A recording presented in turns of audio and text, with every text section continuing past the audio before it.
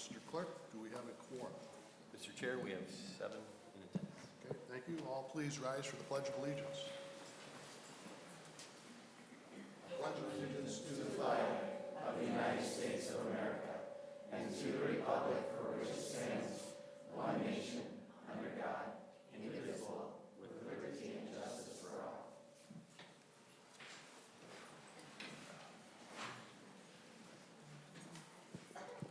Thank you and welcome to the business meeting of the Faribault School Board, May 20th, 2019.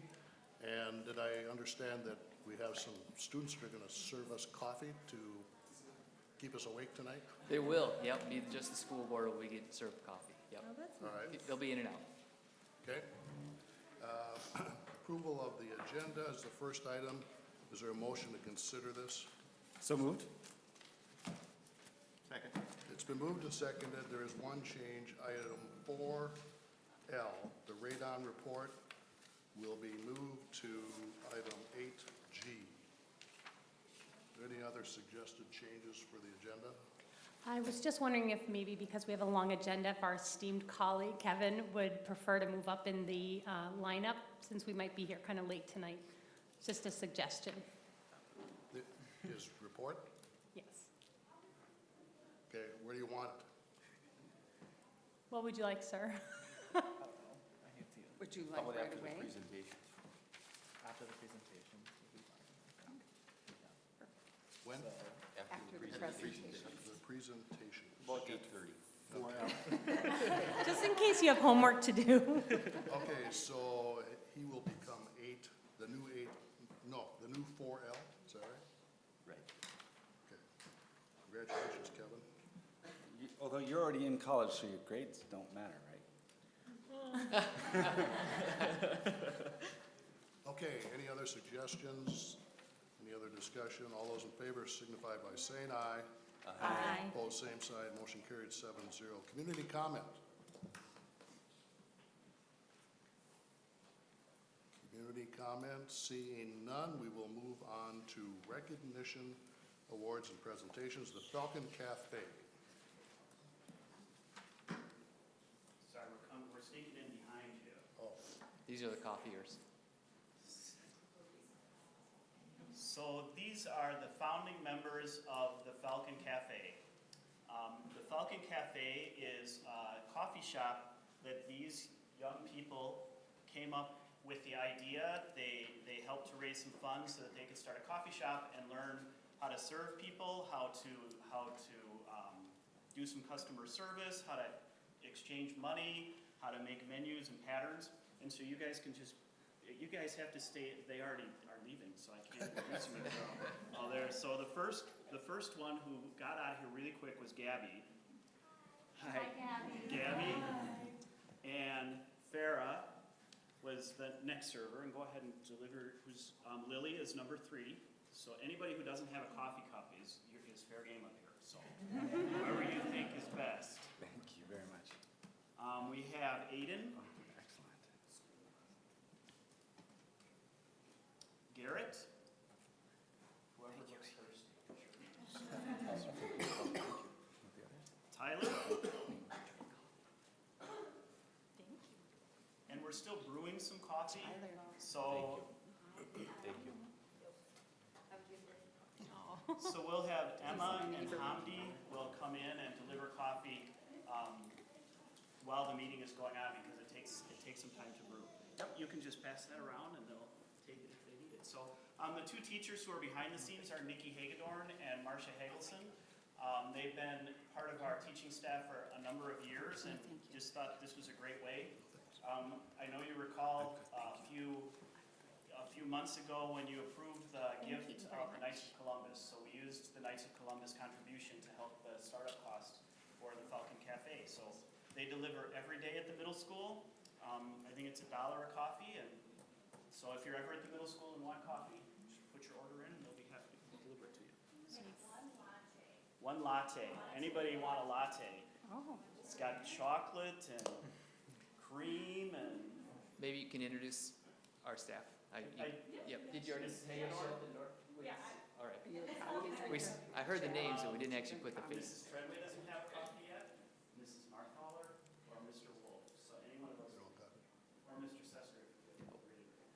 one of the board members are way more. As chairperson, she wants to. Very much. Thank you. So we'll just keep delivering and then you guys can. Thanks, Robert. Thank you guys so much. Thank you, Mr. Daniel.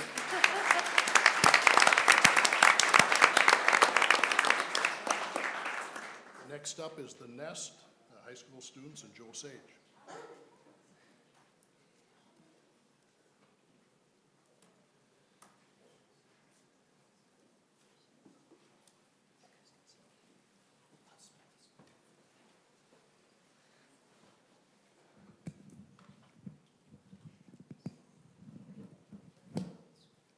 Good evening. How are we doing, everybody? Yeah, thanks, Joe. Thank you for taking the time to see an idea that we want to show you guys.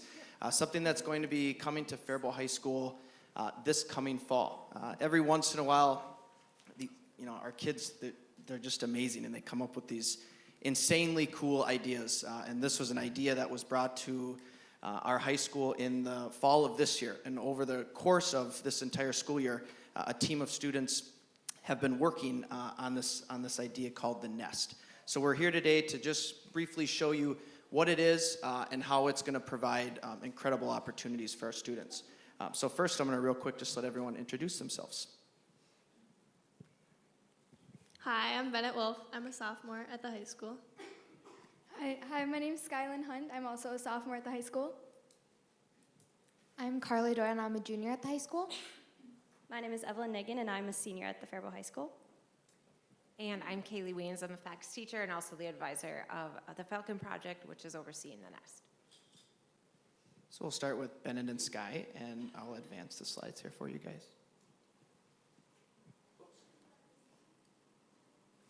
So yeah, this fall, Skylin and we saw a post from the Shakopee School newspaper, and it was a video of this super cool school store, and instantly Skylin and I were like, oh my gosh, we have to do something like this. This is so cool. And so we brought the idea to Mr. Sage, and then we got this amazing group of people together. And so what this school store will be is, it'll be all donation based, and it will be free clothes for students in needs, but not only clothes, it'll be toiletry items, school supplies, anywhere from like prom dresses to interview clothes to clothes that are for Spirit Week, for homecoming. And so we're really excited, and so we're gonna open it next fall. So yeah. Now I'm going to be talking to you guys about why we're doing this. We really want to be able to provide the basic necessities to our fellow peers at the Faribault High School, because not all kids are fortunate to have everything that other kids do. And we want to be able to contribute back to a really strong community that we already have. And some really big things that we want to stress is school spirit. And we're going to get a lot of donations of Falcon gear, and that's one thing we really want to stress. And we already have so many donations already. And in order to do that, we're going to do a lot of advertising, and we also want this to be a very safe and welcoming environment. You guys will see some pictures coming up, and it's a really cool space. And in order to do all of this, it will result in some really good academic achievement. And this group back here is really amazing. They did awesome work. So now Bennett's going to talk to us about how we're going to do this. So how did we do this? So we formed a board of directors, which we have teachers, students, and some district office staff. And we went through with the project. So our project design, they created a floor plan. They determined furniture needs. They went and measured everything and just really saw what we all need. And they had a really cool vision that looks so amazing now. So that's really awesome. And then we're going to be launching a social media campaign to spread our word and launch different donations. And so how we're going to do that is we have a video that you'll see, so we're going to send out that to different classrooms. We're going to post about it on our social media accounts, on Schoology. We have a flyer that we're going to be sending around. And so we're really excited for the launch and just to get this up and running. So as you're seeing, this room it's in actually D117. There's been a lot of people that have played a really big role in getting this up and running. Anne Marie and community education have been incredibly helpful. to help get us up and started. Brian Coleman, I think he's back here somewhere. Brian Coleman also has an office in that room. We have health finders coming into that room. So this is really just becoming a hub for students to come when they're in need. The room, I wish we had some before pictures so you guys could see the transformation in this.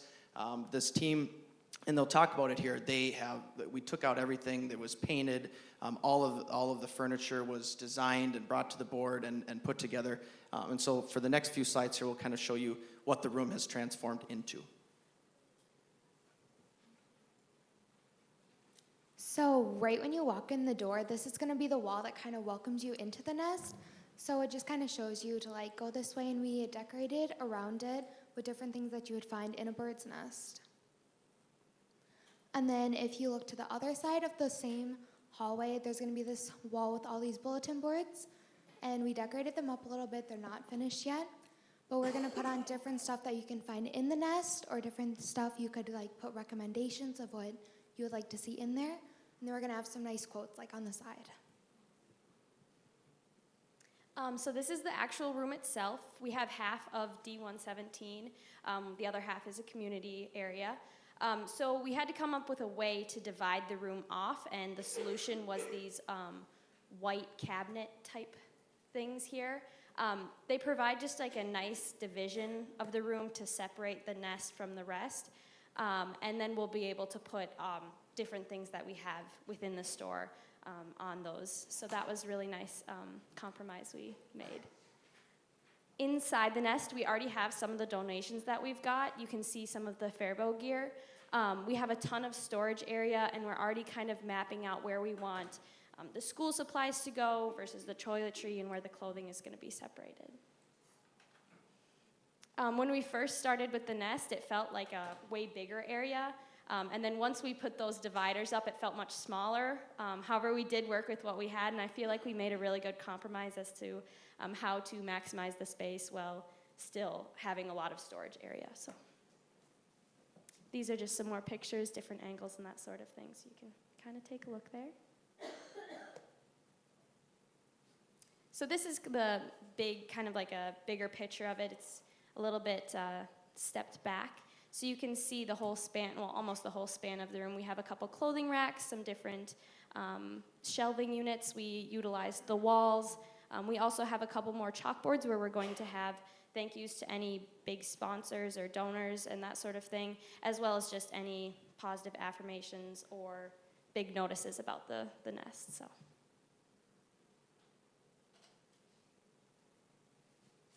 So this summer, what we'll do is, you guys are getting a sneak peek tonight. None of this is public yet. I realize now that we're being recorded, so it's public. Scratch that.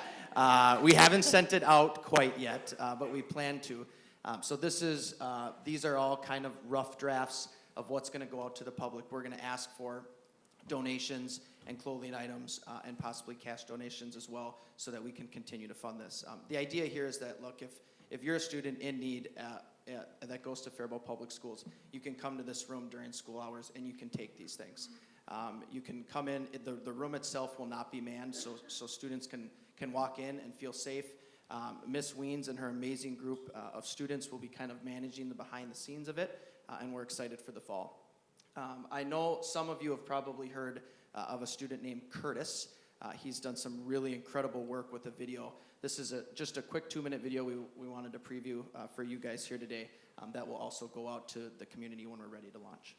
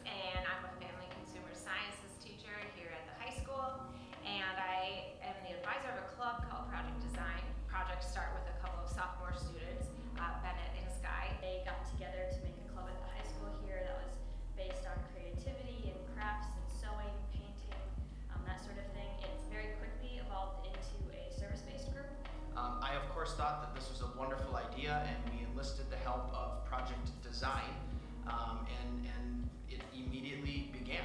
And so they had the idea of opening up this area in our building where we would provide clothing items and basic toiletry items so that students can just come get them when they're in need of them for free at no cost.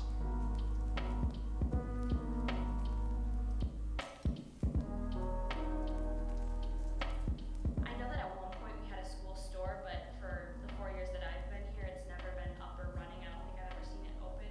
So our game plan is to have the store open in the fall of 2019, so probably early September. We'll be accepting donations starting this summer, and on an ongoing basis throughout the school year. They can be dropped off at the main office.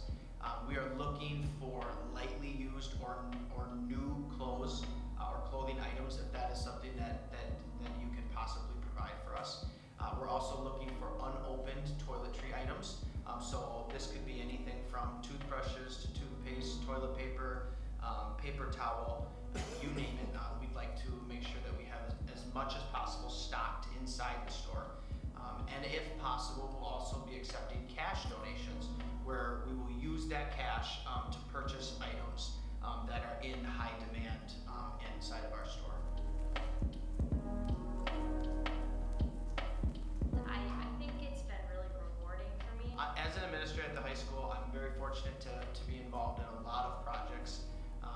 The nest is one that's really close to my heart because it was started by students. I love projects like the Nest because it's a way of helping students learn how to get back to the community. This is their idea. This is their design.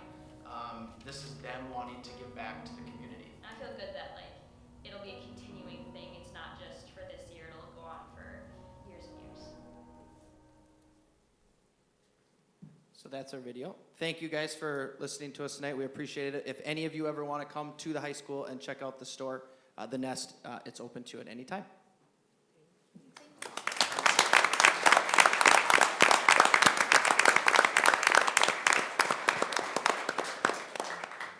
Mr. Sage, just on that note, I think 1 or 2 churches have already reached out to try to partner and provide goods and stuff like that. We have, yep, we have had quite a few people reach out. Word kind of leaked out, and we're looking forward to hearing from more. Awesome, congrats. Awesome, thank you. Yeah, thank you.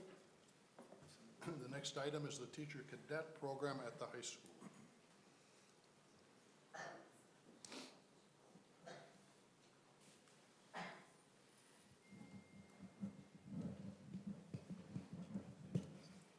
Okay, I'm Kaylee Weens. I just introduced myself a second ago, but I'm the FACS teacher over at the high school, and I am the instructor for the teacher cadet program. So just to kind of give you a quick synopsis of what it is a class that students can take that might be interested in learning more about the teaching career and that pathway. And so students can take a full year class, so it's both semesters. And we spend the first semester kind of learning what is it like to be a teacher? What does that mean? What does it look like? How do we act? All of those important things. And then for a good chunk of the second semester, the students go out and they are placed with teachers in our district. And so they have just finished up their field placement. So they're, I should also say that you can get college credit for this class. So we do have concurrent credit that is available for students through the University of Minnesota State University in Mankato. So they can earn 3 college credits for taking this course as well. So they are going to tell you a little bit of what got them excited about taking this class, what some of their favorite parts are or have been, and then they're going to just tell you a little, maybe quick story or two about their field placement that they just finished up last week. So I'll have them introduce themselves and say what grade they are, and we'll go from there. Hey, my name is Israel Rivera. I'm a senior at the Faribault High School. I'm Kaya Quimby, and I'm a junior at Faribault High School. I'm Mackenzie Mays, and I'm a senior at the Faribault High School. So to start off, it just started off for me as wanting to get to know more about what it was like to be a teacher, because throughout the years, like I've been at Faribault Public Schools, I've always wondered what goes on like with the teachers in their head. How do they get things ready?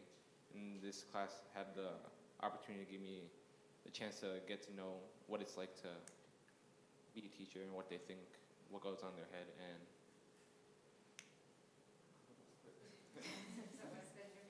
my favorite part probably has been just the overall reaction that children get when they finally understand the material. Their faces just swell up red, just like mine is right now. The brightest smiles. They're just so happy when they finally understand the material, and just the overall warmth of the environment, the children, just the excitement of showing up every day and getting things ready, knowing that today's gonna be a good day, probably, hopefully. All right, so last year, at the end of the year, Miss Weens has sent out a message with some information about the class, and I've always considered education as a path that I'd like to take. And I've absolutely loved this class. For the placement, I was placed at Lincoln Elementary in a first grade class, and that was the perfect place for me. I just absolutely loved it. While I was there, they did literacy. And so in the classroom at the time, it was the teacher, an EL teacher, and a literacy coach. So I not only got the opportunity to be with a regular teacher, but also different specialists. So that was pretty awesome. And then with the experience, I have one more year of high school left, but then I plan on pursuing a degree in elementary education. So I really was like, okay, I want to do something with kids, but I don't know what I want to do. So I was like, Weens comes up to me and she's like, well, I'm starting this new class called Teacher Cadet. And I was like, oh, what is all that about? She told me that, and I was like, well, maybe that'll be a fun class. Let's see how it is.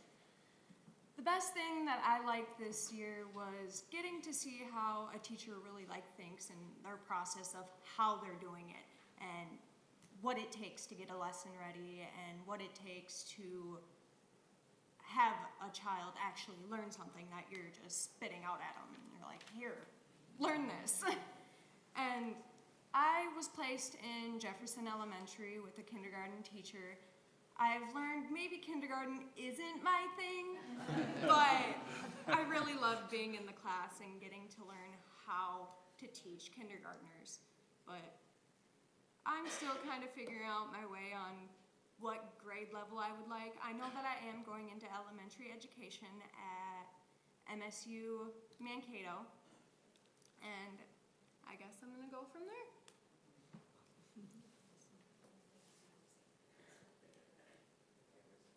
One thing I did miss is I was also placed at Lincoln Elementary along with Kaya, and just going back to my elementary school where I grew up, getting to see my old teachers and seeing how much has changed and how much you can change just by being there, impacting the students from your presence and what you teach them. And after this year, I will also be pursuing education at Wisconsin for 1 year at a technical college and then 3 years in University of Wisconsin, Eau Claire. One of my favorite things I think about this class is we've given these students an opportunity to figure out if teaching is really for them.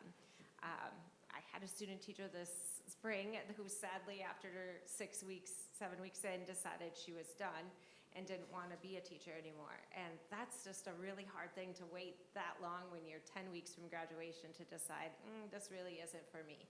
Where we are giving our students at the high school an opportunity to check it out before they even go to college, and be able to check it out and see what they think. And I know if I talk about Israel for a second, he came in the class, he's like, oh, I just think this will be fun. And now for you, it's gonna turn into a career for you because that's something that has excited him. Now, on the other side of the coin, we have had some students that are like, yeah, nope, this isn't for me. But what an awesome opportunity to be able to figure that out before spending all the money into an education that they're not going to use. So it's been fun really working with these students. We've kind of become, I'll quote you and say, a little family. at the high school. And so I will be sad to see them go this year, but they have done awesome things. The teachers that they have been paired with have said nothing but amazing things about them. So I think we have had an awesome first year with this program.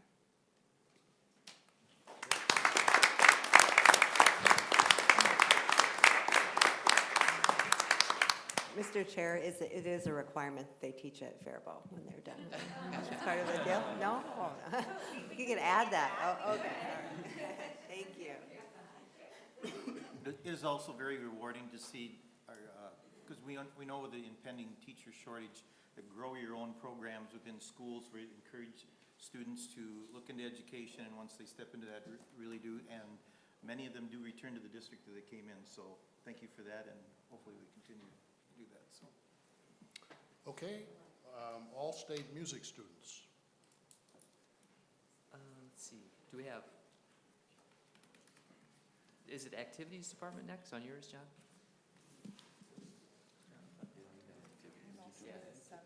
All state music students, do you? No. You've got a different. Oh, okay. Here, you got it?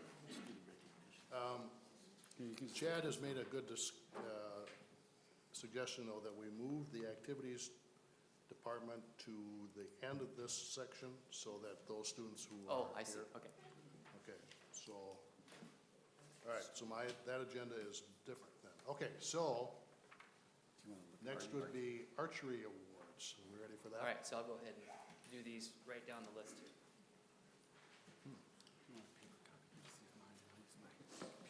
Well, here, I'll probably have one here. I printed this off this morning. Okay, so we have a few. Matt Steichen couldn't make it today. He had a commitment. His kids were in some activities tonight, so I said I would take over for Mr. Steichen. So the first thing that we have is our archery award, and we would like to recognize senior Michael Dalby. And Michael has been an active student. Is Michael, where's Mark? I saw him earlier. There you are. Come on up here, Michael. You can stand if you'd like, or you can sit, either one. Michael has been an active student during his time at FHS, serving as basketball manager all 4 years and competing on the archery team.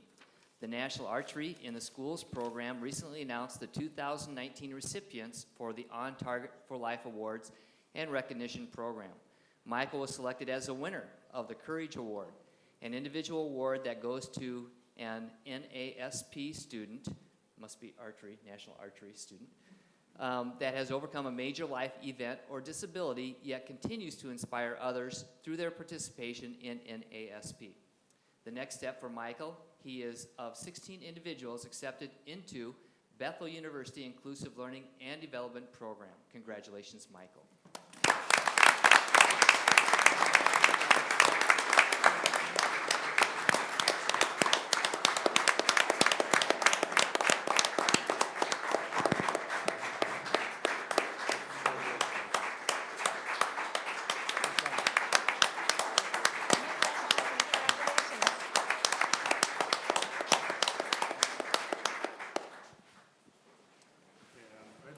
Item F, We still have another archery here. So.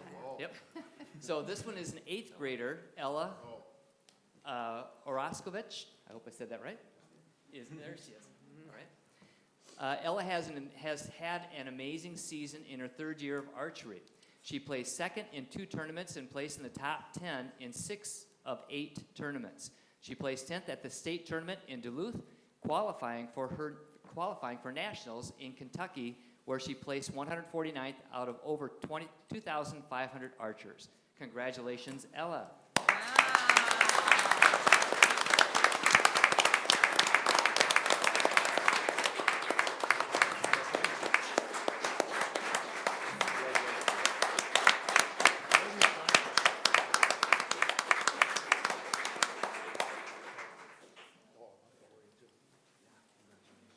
Keep it up.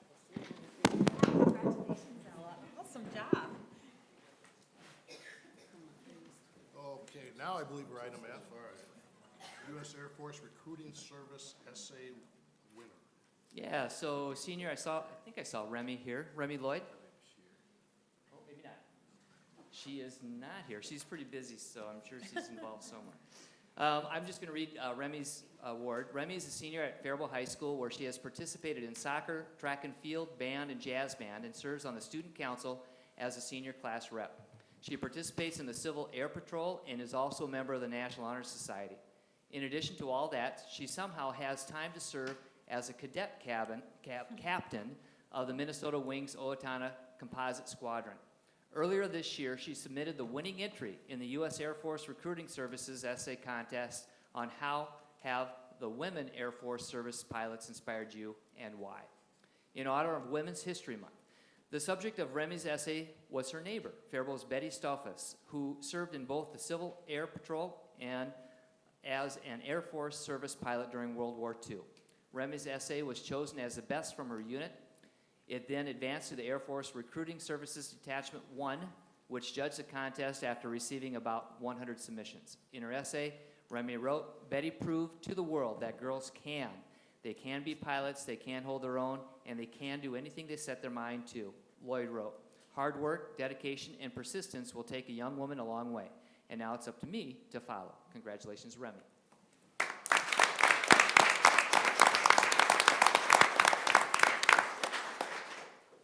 And next is item G, the Southeast Minnesota Principal of the Year. Mr. Benty, you can stand or you can come up here, or you can do both. Mr. Benty started as a Faribault High School assistant principal in 2013. He became principal in 2016. Last month, he was selected as Southeast Minnesota's Principal of the Year by the Minnesota Association of School Principals. Assistant Principal Sean Peck said of Mr. Benty, "He has been a wonderful leader for our teachers, counselors, and everyone else who works at the high school. But most importantly, he has been a principal who is not afraid to challenge the status quo and disrupt existing systems in order to benefit students." Teacher Stacy Fox said, "He's done an amazing job creating a very relational culture and encouraging the staff to really reflect on their own practices and grow to become better teacher. He's really pushing us into the 21st century with new ideas." Congratulations, Mr. Benty.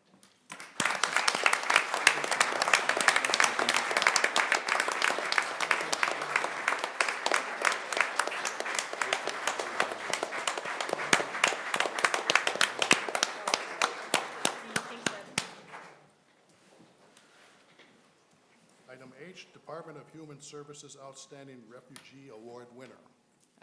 We've had a lot of award winners, so this is good, but it's taken a little while. This is a really cool one, too. Bashir Omar, is Bashir here? He's volunteering at the mosque. Oh, that's Bashir. Most of you know who Bashir Omar is. He's one of our employees. Bashir is a para and an ESL, English as a Second Language liaison at Jefferson Elementary and the Faribault Education Center. Last week, the Department of Human Services selected Bashir as the winner of its Outstanding Refugee Award. The Resettlement Programs Office began this award recognition to celebrate the courage, resilience, and entrepreneurship of refugees and recognize their influences. Thank you. Thank you for taking the time to share the contributions of your colleagues in making our community a better place for everyone. Bashir will be recognized at an award ceremony June 11th at the Department of Human Services in St. Paul. Congratulations, Bashir.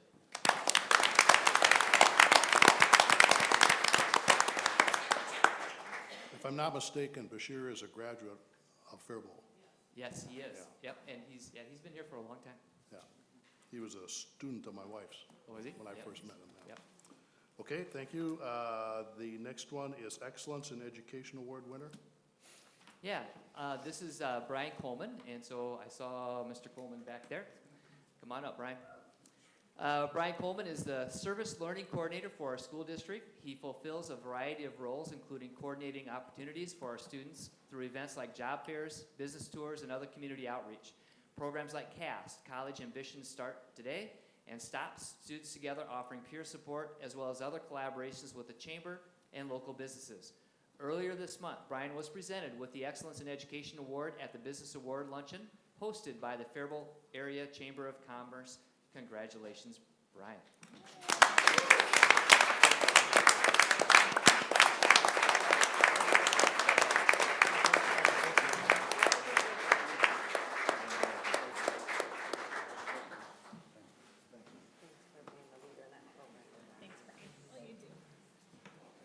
next will be Faribault High School All-State Music students. Okay, so I'm going to go ahead and announce these names, and as I announce the names, just have the students come up here. I'm going to have Mr. Heinen come up. Oh, I'm sorry. Go ahead. And Mr. Heinen, I'll have sit down. The grown-ups can sit, and the kids can sit. All right. Our high school music department has hosted some outstanding concerts this spring. Between our band, choir, and orchestra, 7 students received all-state honors, which is a pretty incredible accomplishment for our school district. Or were named all-state alternates. So I'm going to put these names down, and I'm going to say them correctly. So I went around and talked them. So first off, we have Ismail Macias, Kayla Kinau, Naya Anter, Lizzie Cooper, Tana Longshore, Madison Klecker, and Abby Ingbrecht. I'm going to have Director of Vocal Music, Jonah Heinen, say a couple of words about these students and the incredible success of our music department. Yeah, good evening, and thank you for taking the time to recognize these just rock stars that I have behind me here today. So Ishmael, who's here tonight, participated and was selected for All-State Choir this last year.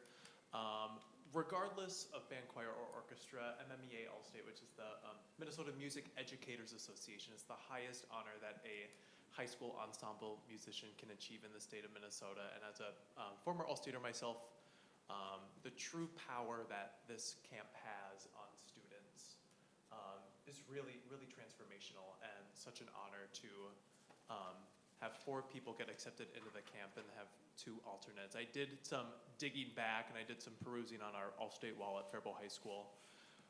20 years since we've had at least 3 All-State choir participants, and I think overall combination 3 choir and 1 getting into band. That's the highest number that Faribault Public Schools has gotten into MMEA All-State, which is such an amazing thing. Even though I'm speaking for the students tonight, it's really truly their dedication and their work that has gotten them into this, where me and my band colleague Joe Timmer, my orchestra colleague Michael Sloan are just simply smiley, shiny faces, but it's really truly the kids that put in the work to get into this camp, and again, it is such a true honor. It's safe to say that no school system isn't strong without a strong music program, and that boils all the way down to our young kindergartners starting off in music. And so I hope as you work together as a school board that we can work together to keep music alive in our schools, to keep music a consistent part of our children's education here in Faribault, and that we can recognize the value of not only driven by data and test scores and ways that our students need to perform higher, but also understand the value of the human aspect that music brings to our child's education. And that it is our job as music teachers to teach our children to be human in so many different aspects. And so I challenge you to think of that as we're choosing to make decisions on test data, on scores and rankings throughout the state, that music is such an important aspect of that. And these kids are a true testament of their training all the way throughout since kindergarten here in Faribault Public Schools. So thank you for your support, and kudos and congrats to these lovely people behind me.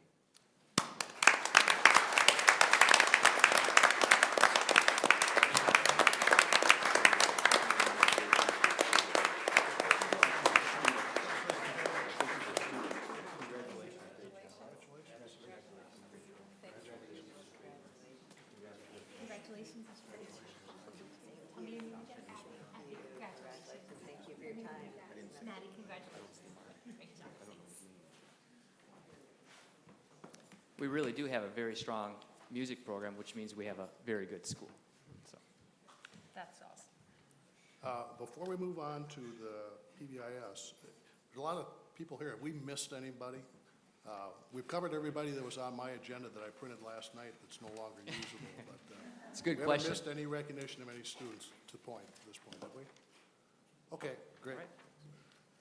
Let's have the 2019 Sustained Exemplar PBSI School. Yeah, I don't know if, again, is Jessica here? Oh, good. Come on up, Jessica. All right, and any Jefferson staff or students, that would be even better to have coming up too, or PTO members or anybody who's affiliated with the school at Jefferson. What? We worked hard for this. That's a lot of them did. That's been great work.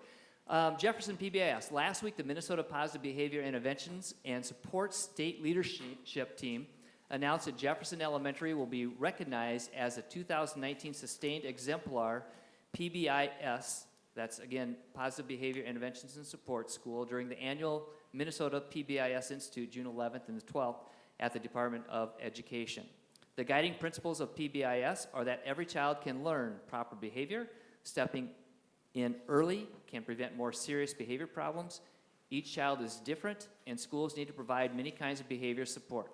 How schools teach behavior should be based on research and science. Following a child's behavior progress is important, and schools must gather and use data to make decisions about behavior problems. And now the Jefferson PBIS team is going to tell you a little bit about the strategies they've used to implement their successful PBIS framework at Jefferson. So, you guys.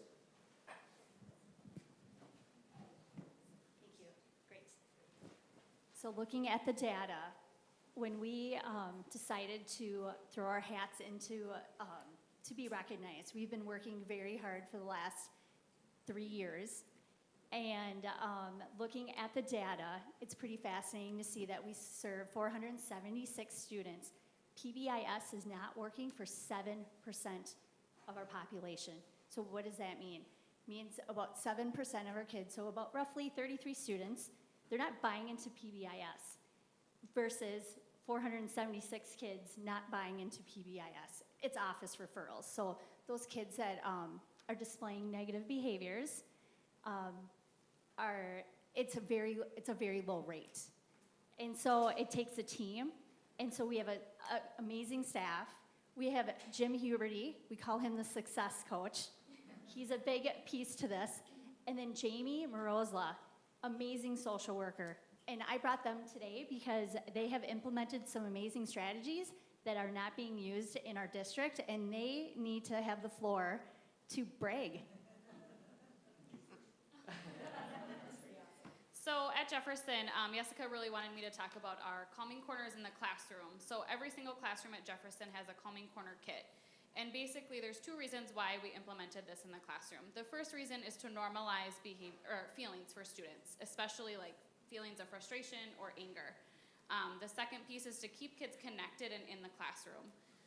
So this calming corner in every single room, what it has, it's a box, and it has different things such as yoga cards, mindful coloring sheets, different breathing tools, and it's just a space for kids to go when they need to take a break. As adults, we all take breaks in different ways, so it's just normalizing that for our kids. We also have a calming room at Jefferson. This is a very similar concept to the calming corners in the classrooms, but it's a separate space at Jefferson where we have an area that's set up that's very calming and soothing, and kids can go there and take a break. In order to use this room, there has to be a pattern of identified behavior. So for instance, if at math, every day the student has a shutdown or a blow up or something, we're gonna implement using the calming corner prior to that math time. And they go in, they take a break, they set the timer, they identify on the iPad how they're feeling, they choose a tool, they calm down, they take their break, and then they return back to class. I feel that both of these strategies have worked really well in our building, and kids are using it, and it really is normalizing. It's okay to be upset, but what do we do with it, and how do we manage it in the classroom? And we have data to back it up. Okay, well, I don't know about bragging, but so my name is Jim again, and so what we do or what I do is work with students to implement, and teachers and everybody else, to implement positive behavior supports or interventions or whatever. And then a big part of what I do on a daily basis is keeping track of that data. And what I mean by that is if we see there are a whole bunch of people getting in trouble right after recess, we all kind of brainstorm and say, okay, what are we going to do? And to give you an example, what we've done is sometimes try to create a little competition where we'll say, okay, whichever class gets in the quickest and quietest, they, for a day or for a week or however long we choose, might win a little trophy. And oftentimes that doesn't motivate people to change their behavior. But if their teacher says, you know, if we win that trophy, we get 10 extra minutes outside sometime, then all of a sudden students might go, oh, yeah, Billy, come on, man, get in line. You know, and so it's the idea of the carrot versus the stick, creating an incentive to mold that behavior in a way that we would want it. So we have other things like we have competitions in the lunchroom where a class can win the golden tray, the very coveted golden tray. And if they use the best manners and they clean up the best and this and that, their class might win it that day. And again, if their teacher puts a little incentive behind that or a little beef behind that, that can be used to, again, mold the behavior in the way that you would want it to be molded. And a big part of it is just teaching and reteaching and reteaching again. So, yeah. Anything else you want me to add? Talk about the gross motor. Okay, yeah, so I am perhaps one of the luckiest people around. So I work in a room where we have 3 exercise bikes. We have lots of building blocks and different activities for gross motor skills. And sometimes we have activities where some students get in trouble and they're not necessarily trying to get in trouble. They just have a whole lot of energy in their little bodies. And so I'm pretty lucky. We have several students who just come in and they'll just ride bike 10, 15 minutes. And we try to wind down and go back to class and we repeat that. We have a foosball table, so that one we're a little more strict. They have to earn that. So we, if we have students that we work with, we monitor their behavior with an intervention called check-in, check-out, and that is extremely research-based, and that's effective in about 3/4 of the students. And so we base our little goals and that parent communication piece based all on these sheets of, it's called check-in, check-out. And there's other little rewards, never anything food or candy-wise or anything like that, but the reward might be if you made your goal 5 days, we can go outside and play catch with the football for 10 minutes. Or we can, you know, other time rewards, I guess, so to speak. Connecting is relationship-based. And do students miss core instruction? Students will never miss reading, writing, or math, ever, okay? So otherwise I get in trouble too. So they come in quick, we try to either get a movement break or problem solve and then go back to class. The goal is to keep them in class as long as possible. So that's, I guess, the overall goal. Thank you. Mr. Huberty, do you have any pause on you? I do have pause. I knew you would ask. The school board has done such a good job listening, they need to get a couple pauses. Oh. Welcome. Well, again, congratulations to Jefferson. This is a great award, and I know Jamie and Yeska and Jim, they're not the only people behind here doing all this. It's our cooks, it's our custodian, it's our teachers, it's everybody that's in that building has really bought into this and it's really been effective. I think I needed to get something.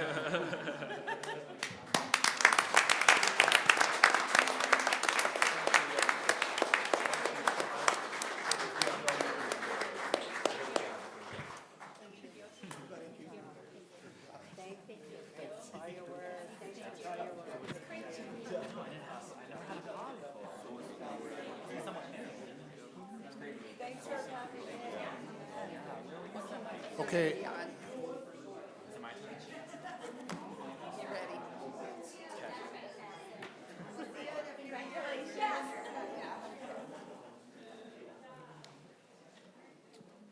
Okay, Kevin, you want to go now in front of our athletic report with your report? Yes, that's fine. Okay. So I don't have too much to report. All spring sports are well into their seasons with Big 9 sections, and state coming up for many of them. This past weekend was prom for juniors and seniors at the Profile Event Center in Minneapolis. I know this is the last week for seniors. Friday's the last day. Graduation's coming up. This Wednesday, we also have Senior Awards Night at the high school to recognize students for scholarship winnings, gold and silver cords, and valedictorians. Yeah, and it's been a great school year, and it's been great to see everything that the high school has done. So that's all I have to say. Thank you. Thank you. Okay, yep, thank you. And now we'll move on to the Activities Department Annual Report. This is Mr. Badger.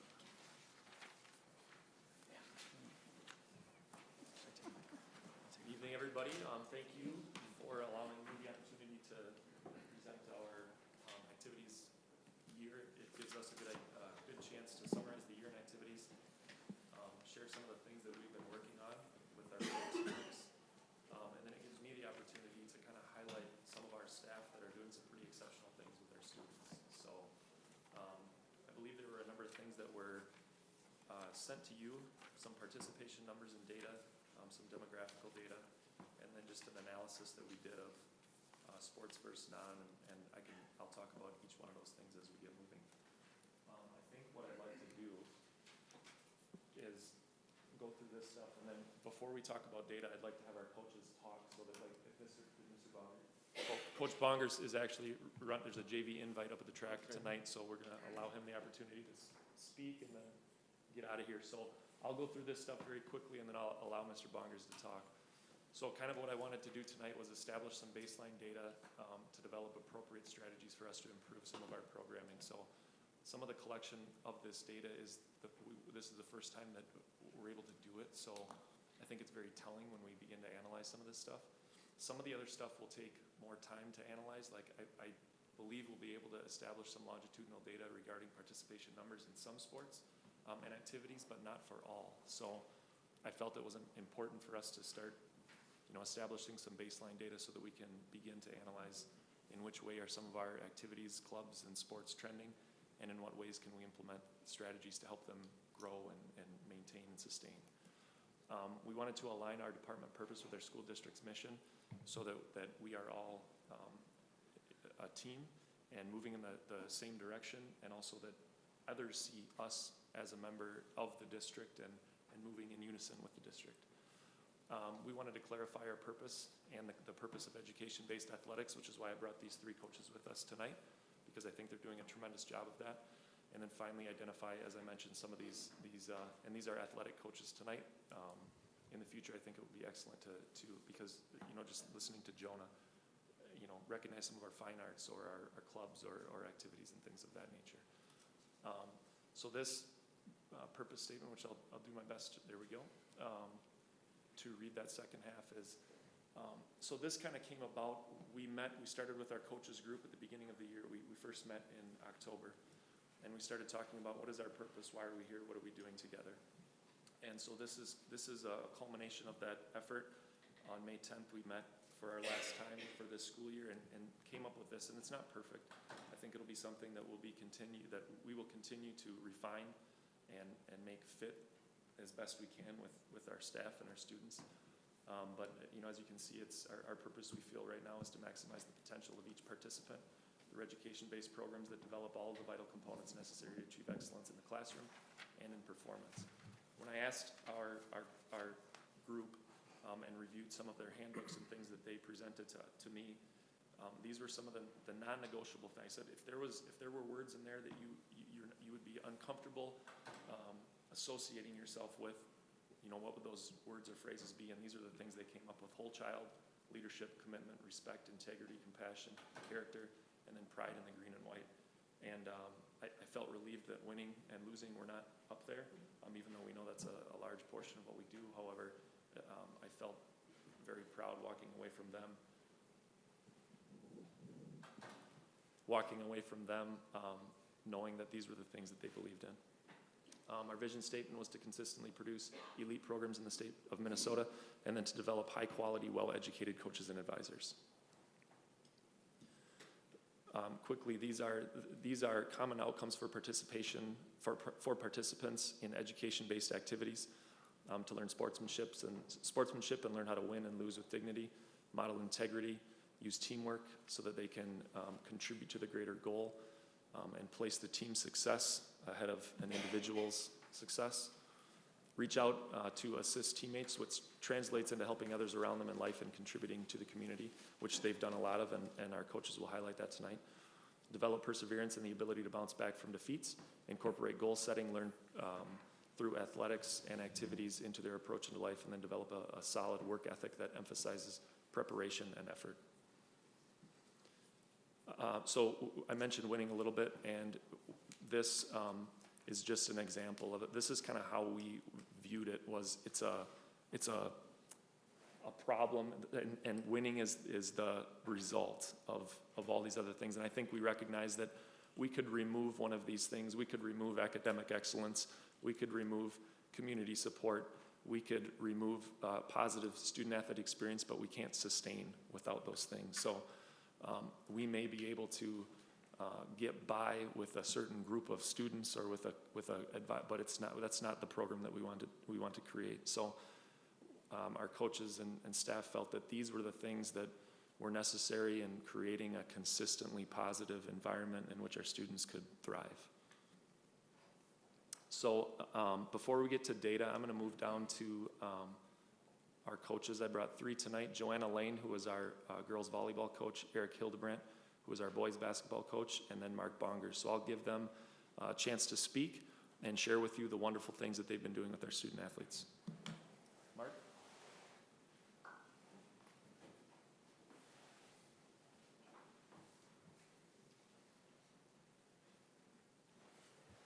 Hello, Chad, how you doing? Actually, his daughter is at the JV invite right now, so apologize, I just came from the invite and could be heading back as soon as we get done. But one of the reasons I'm here is because I believe so strongly in what we're doing with the kids right now with this piece of it. It is one of those pieces that I have for years talked about. We started last year really trying to push the aspect. We had a lady come in who actually worked with the mind piece of it. I always talk about there's so much more to training and to working with the athletes than just trying to have them either do drills or have them do the runs or whatever it is. And one of the big pieces of our mind has always been is talking about the aspect of like what the whole mind part of it. I call it that. It's really more than that, but it really like how do you think about this? Where's your passion lie in this, and where is your head when you do these type of things and stuff? And that's why one of the things, if you look at my statement, wherever it was, the statement in there, I really try to push to all the aspects of, it's more for me when I look at it, and that's one of the things that we came to this 7-week seminar for leadership. I always ask the kids, like, my passion is there. I've loved running, spent my whole life running, ran for Faribault High School back in the 80s, and don't want to say that too loud, but I did back in the 80s. And absolutely loved it, and my passion is there. What I want after this, be like, what is the reason you're here? Why are you here? What is the reason that you're looking at doing this?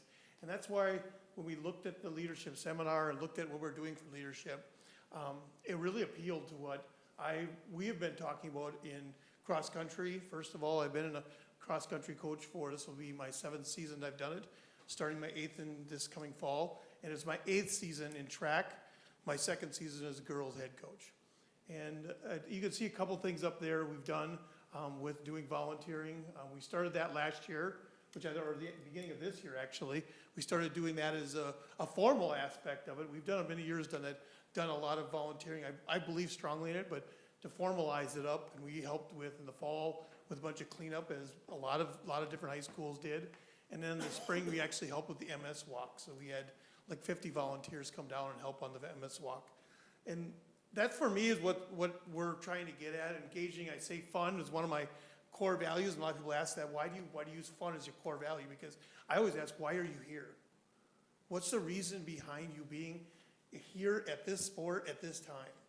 It's really easy for you to sit there and say, well, I'm a good runner, or I jump really well, or I can throw really well, I'm a strong person. But I always ask, if you're not having fun, if you're not here to have a reason to be here, it's so hard for you to get that passion, to be able to find that. And that's where, when we came up with this leadership thing in the spring, for me, it was looking at that part of it is, we're helping these kids to try to understand, instead of just going through the motions sometime in track or in cross country or in any sport. We want them to understand that there is a bigger purpose to all of this, whether it be from understanding your own, how your mind works, how sometimes how you have to build bridges from one spot to another, or how you have to, from one sport or even one event to another, you have to get your mind engaged, and you have to do some things maybe that aren't easy, and that's another part that we had a lot of conversation about, is having that conversation of how you lead is not always the easy road. It's not always the road that you like, but for a lot of people, it's the road we need.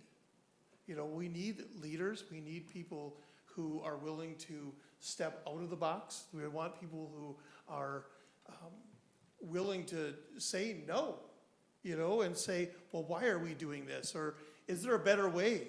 you know, and that's for a number of years we've been talking about that. And to bring this to the highlight and actually have the last 7 weeks, which I think are phenomenal, to be able to do that, I think is for myself, and I think everybody speaking after me is going to say the same thing, is that for that piece of it is that it really has brought that to light. For me, having fun, being passionate in what you have, what you believe in, and doing it, and really at the end of the day say, you know, I know why I was here. I had a purpose. I feel as though I did my best, you know, and that's what you want, you know, and that's for me has been for the last 7 years. I came back to teach. I was talking to my head coach back in the 80s when he had it. It was actually Virgil Lures was my head coach for cross country.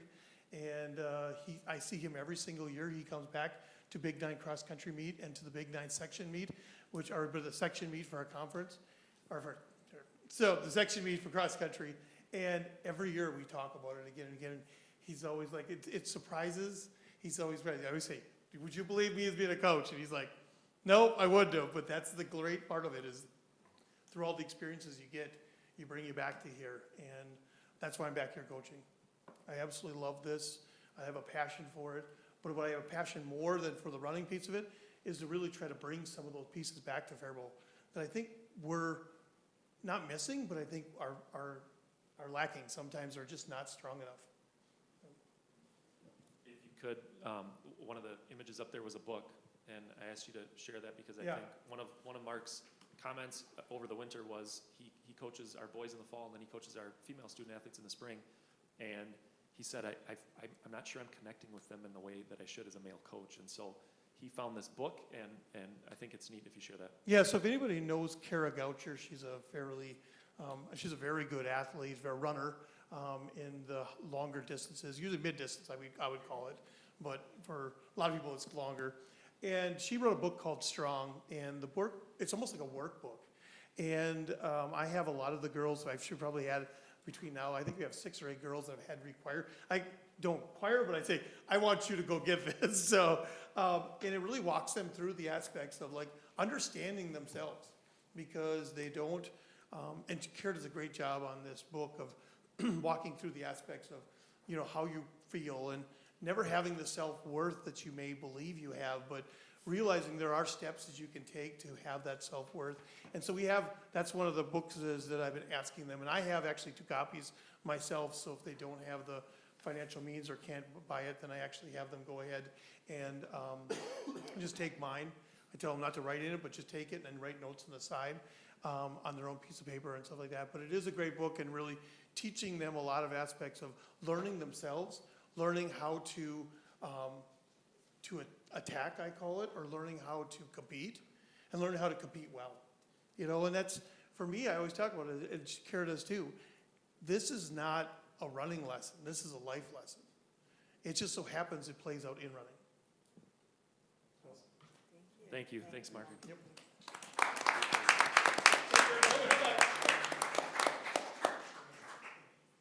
Next up, I'll introduce Joanna Lane. As I mentioned, Joanna Lane is our volleyball coach.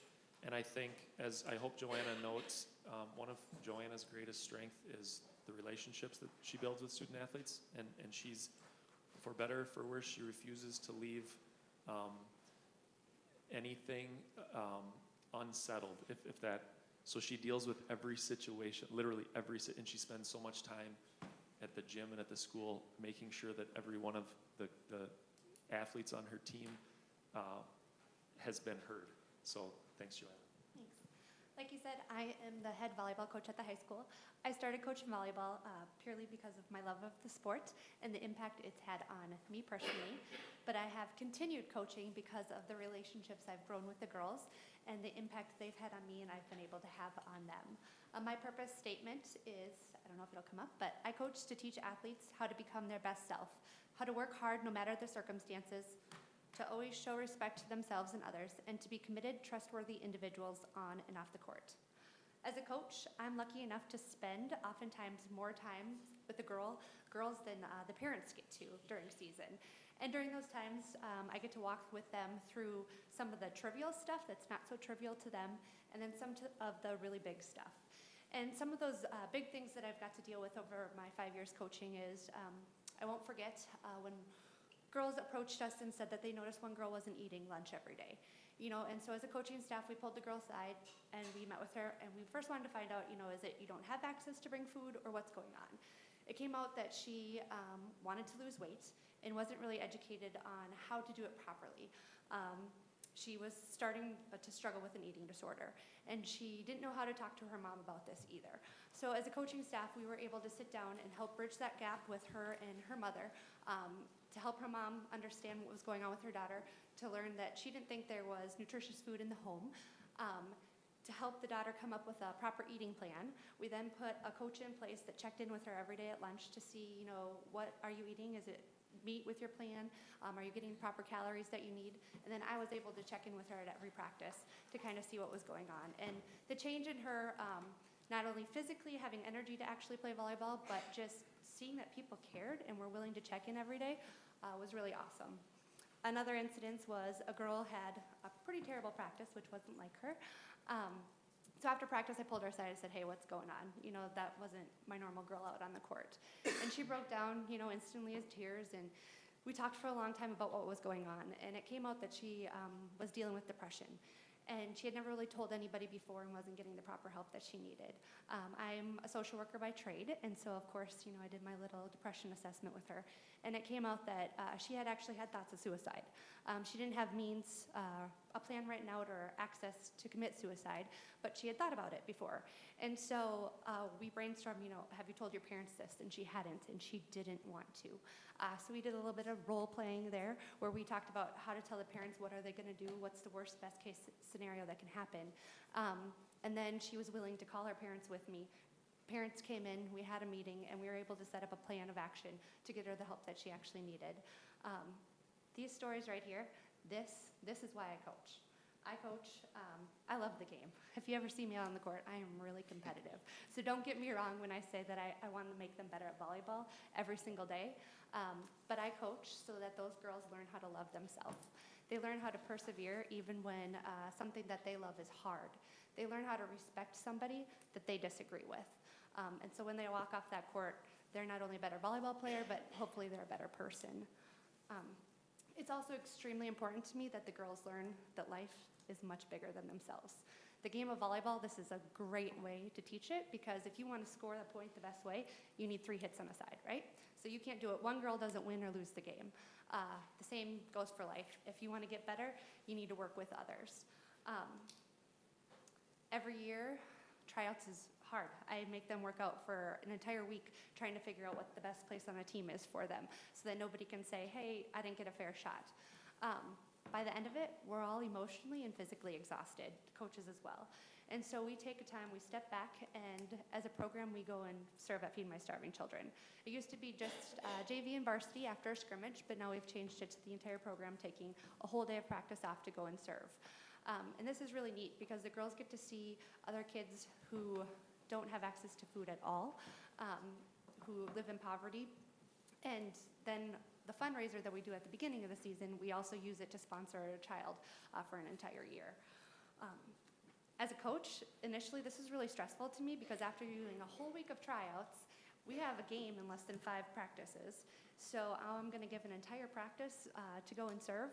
But in the end, what I've learned, and what I hope the girls have learned, is that through serving, a lot of times, consequences, that they become a better person. They become served as well. I mean, that's not why we go into serving. It's just a happy side effect.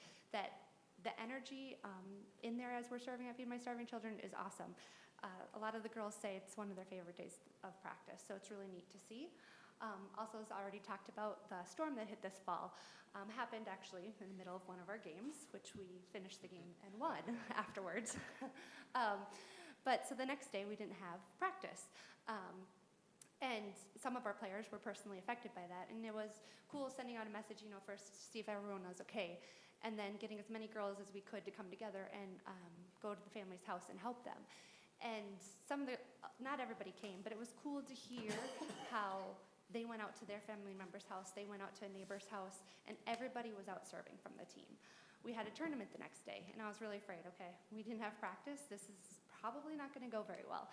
And, you know, we might have been a little rusty on the court, but team cohesiveness, it was really fun and cool to see how everybody came together in the moment and was actually excited about how they served others the day before, and just how that servant mindhood affected them on the court. And I hope that it can be instilled in them that in order to be a better volleyball player on the court, you're actually going to have to make your teammates a better volleyball player. And then in that process, you're going to become a better player as well. In helping lead the leadership class this spring, I was lucky enough to able to do that. I think I learned just as much as the players in my process of prepping. I had to sit down and really think about, I taught on commitment. And so when I sat down to prep for the class, one of the questions with commitment was, how would you know that you have fulfilled what you're set out to do? And when I sat down to think about, how would I know that I'm okay from walking away from this volleyball program and letting someone else take over? And it really looked at me, the only way I'd be happy in leaving the program is if our community and the surrounding areas communities looked into the gym and said, wow, that's a program that has respect, determination, and Falcon pride. And if they're able to do that, okay, I can let somebody take over the reins. I want them to look at my players and say, those are class act athletes. They play competitively and hard. They never back down, but they're extremely respectful in the process, and they look and say, wow, all those girls, they're all in. My vision is where we have young girls packing the gym to watch them. And I know that this doesn't come from just a winning record, but it comes by building relationships with those younger girls. And so we run youth camps that start from first grade all on up to high school, and I have the high school players come in and volunteer, which is really cool.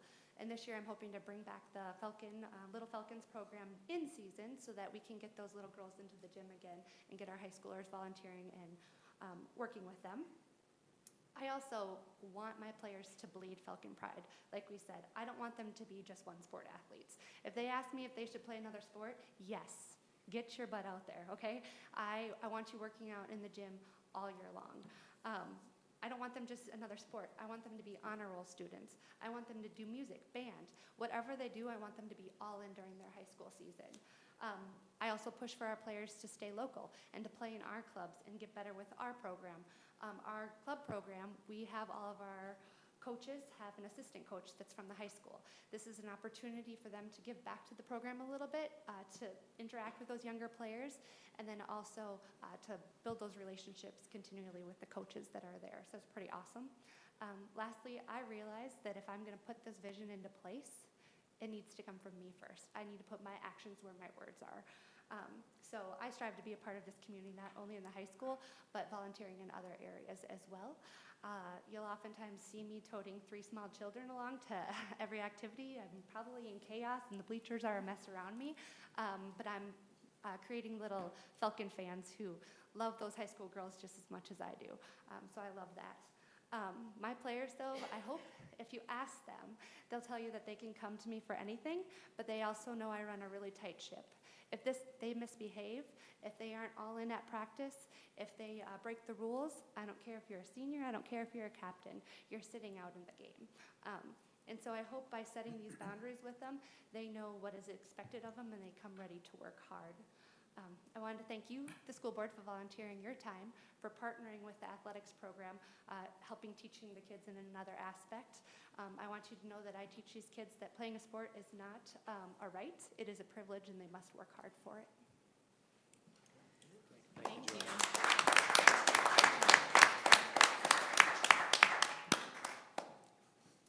Last up, but certainly not least, is Mr. Eric Hildebrand. And Eric is he's a first-year Faribault head coach, and he is our boys basketball coach. Yeah, thanks for having us. Just echoing some of the thanks that Joanna said there, and thanks to Keith for the opportunity to coach my hometown team. I'm an 07 Faribault grad. Was fortunate enough to play varsity basketball at Faribault and have loved it since I was this tall. So watching you play actually is where I fell in love with the game. 96? It's a long time ago. Long time ago. Anyway. Quite the 80s. It wasn't the 80s though, you're right. What I really enjoy about coaching at Faribault thus far is being around a group of people that is incredibly dedicated and really, really good at what they do. I really enjoyed our coaches' meetings early in the morning at Perkins, because all of us approach things slightly differently, but there's a common thread of core values that are there, and we're all moving in the same direction, and we all learn from each other at the same time. So I really, really value that, and I appreciate the leadership class that we've been doing. That's been a really good thing for everybody who's been involved. So just really grateful for that. My purpose statement is just pretty simple. It's to continually grow as people of high character who strive for excellence in everything that we do. That's all-encompassing on and off the court. The core values that are up there: respect for others, for ourselves, for the game and what it takes to improve, integrity in everything we do, competitiveness, which to me is being your best self in whatever you're involved in, and accepting nothing less, and then a togetherness where we're going to show up, we're going to win sometimes, we're going to lose sometimes, we're going to work hard always, we're going to do it together, and then we're going to go home, and we're going to be better because of it. And to me, those core values are things that are central to what we do, and the hope is that those are winning character traits that develop into winning habits, and along the way eliminate losing habits, and again, all-encompassing throughout life. We talk to our guys a lot about you can't just turn on winning character traits when you step onto the court. You have to live them out in everyday life. That's in the classroom, that's in the hallway, that's on social media, that's at home, that's in everything that you're doing. You live out winning character traits, and that's where it starts, and then it translates onto the court, not the reverse. And so we spend a lot of time talking to our guys about those things. I saw tremendous growth this year from our guys. I was really, really impressed with their willingness to buy into some new concepts, to some new challenges, and just see themselves grow in many different ways. It was really a joy to see that. A couple things just a few stories that I'll share that were really impactful to me and to our program this year. Were really kind of centered around the doubleheader with Northfield that we had. It was a great night of basketball. The gym was packed, as it should be, high school sports at its best. And we did win the game, which was exciting, of course. But after the game, two things happened which were really cool. First, we were in the locker room, and Michael Dalby, who was here as our manager, announced to the team that he got accepted into Bethel, which is my alma mater. And the team just went nuts. You might have seen it on social media. I'm not a social media person, so I didn't, but I did. It made it on our highlight video, so I saw it on the DVD, and it was just a great moment. Showed the togetherness. Everybody was just really happy for him. After that, the guys, there was a youth tournament happening the next couple days, Saturday and Sunday, and so the guys, right after we broke it down in the locker room, went and helped the custodians clean up the gym, which really needed it after all those people and a couple intense games, and they really got after it, had a great spirit about them to do that. Really helped the custodians out, which I think they appreciated. Our senior captains presented the custodians with a thank you note for all that they do for us, just getting the gym ready, things that we take for granted. We show up, we practice, but there's a lot that happens behind the scenes to make that possible. And our guys just took a moment to thank them and recognize them for what they did, for what they do on a daily basis. And I think that had a pretty good impact on everybody involved. Our guys really enjoyed doing that. They enjoyed sitting down, writing the thank you note, and then from that point on, they kind of made it a point to thank those guys in person as well. So kind of a lasting impact there. Another thing that we try to instill is servant leadership. The idea that's where it all starts is giving back, serving your community, leaving things that'll last. We talk about the wins and losses are great. They're great in the moment, or they're bad in the moment if you lose, but they don't last. They're gone. The next day comes and you're expected to win that day as well. What does last is how you do things and how you carry yourself and how you live out what you're doing. A couple ways that we did that, and this is kind of in terms of building our program as well. We got the Little Falcons program going again, which you can see in the picture up there. That was our 3rd through 5th grade group that came in on Saturday mornings. As you can see, our high school coaching staff is there along with a number of our players. They just volunteered their time early in the morning, Saturday mornings for a couple hours to help kids out. Not only then, but also during the week for 4 weeks in the fall. Twice a week after school at the elementaries. They would drive up there right after school to each of the elementaries and give back by helping the kids through basketball, the K2 kids, right after school for an hour each of those 2 days a week. That program, we had 98 kids, K5, sign up, which was great. We want more. We'll get more, and we're excited to see that continue to expand. Our high school team invested in that in really cool ways, and it was awesome to see those kids come to our games and connect with our high school players. The kids look up at them and like they're giants, and some of them are, which is exciting for me. And it's a really cool connection. The high school players remember their names and give them high fives, and the kids enjoy watching them play. Another thing that we did to include our youth and kind of drive home a servant leadership mentality into our youth programs was kind of a hybrid of an idea that I got from Chad, actually, and from Melissa Hager, who does a great job coaching the boys at BA, was a youth player of the game thing, where our youth players would show up.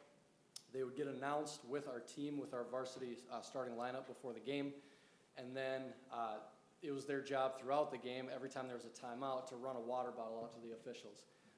Promise that was not a strategy to try to get a few calls. If it worked, great, but it was more just to drive home that servant leadership mentality from the youth level up. That's something we're going to continue throughout the summer. We have a lot of really good programming planned this summer.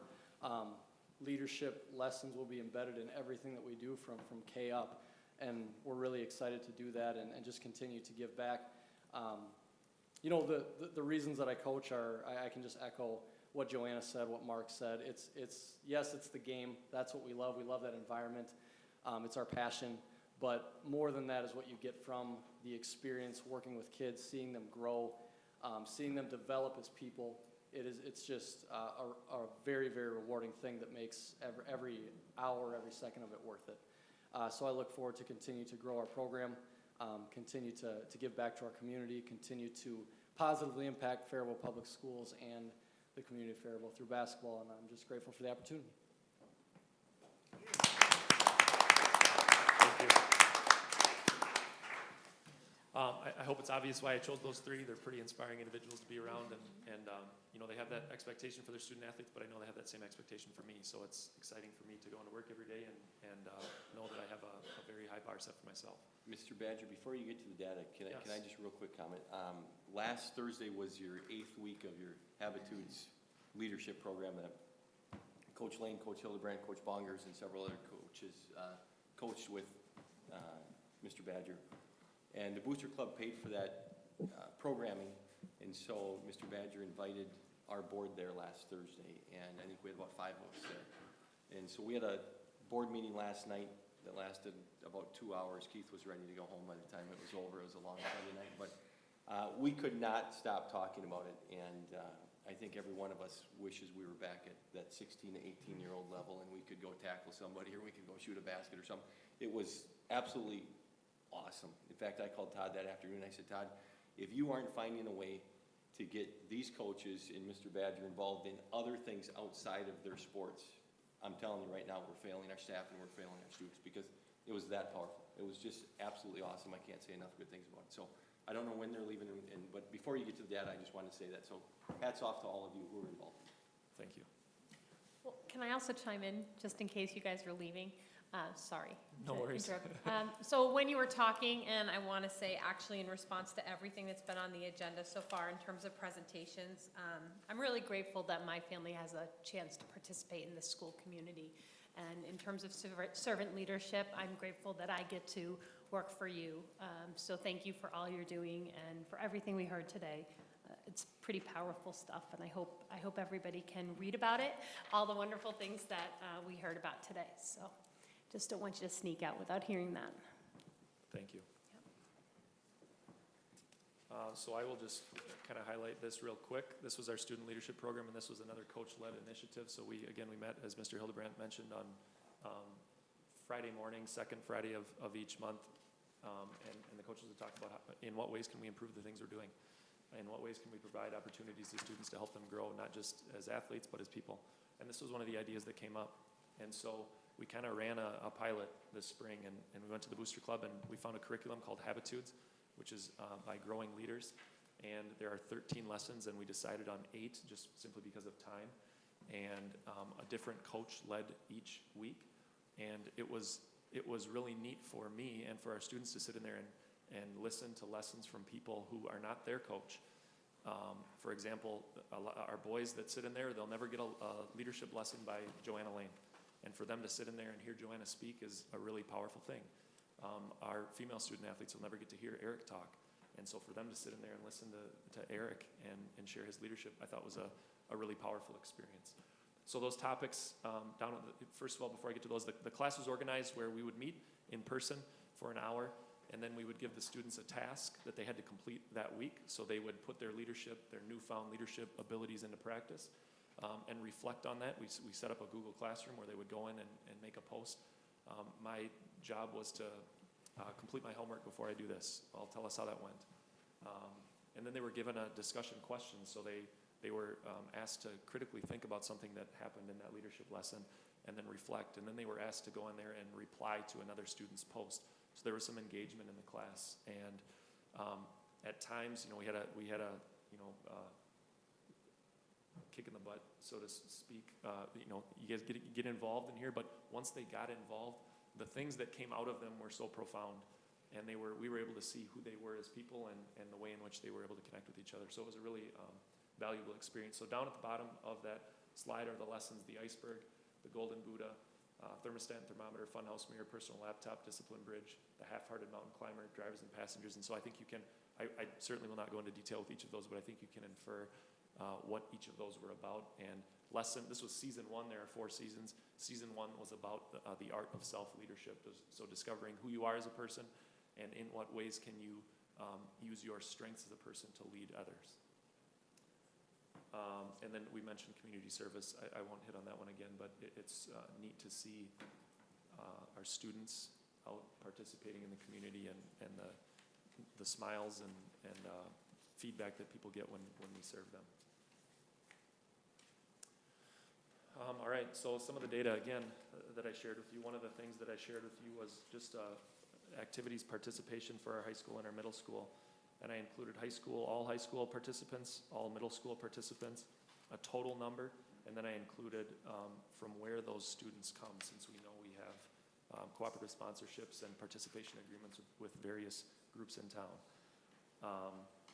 So again, I don't know that this has existed in this detail, which is, I think, exciting because we have a place to go from here.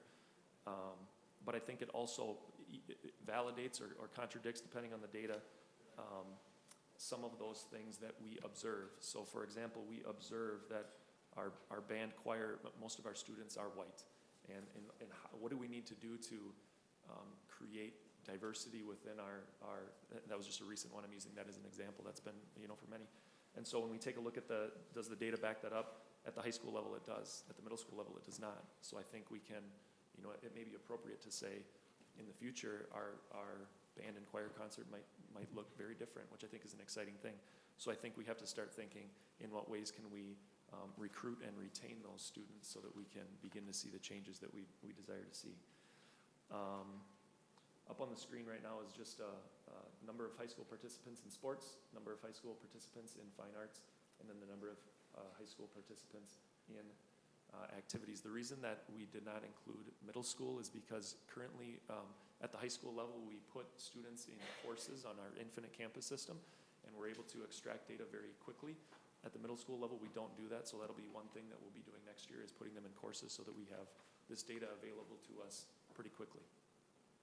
But again, you can see some of the demographical data that exists within our sports, and I think we can make inferences as to why that exists, but I think we can also start to develop some strategies as to how to recruit different students into our programs, and then come up with some strategies that we can implement that will help retain them.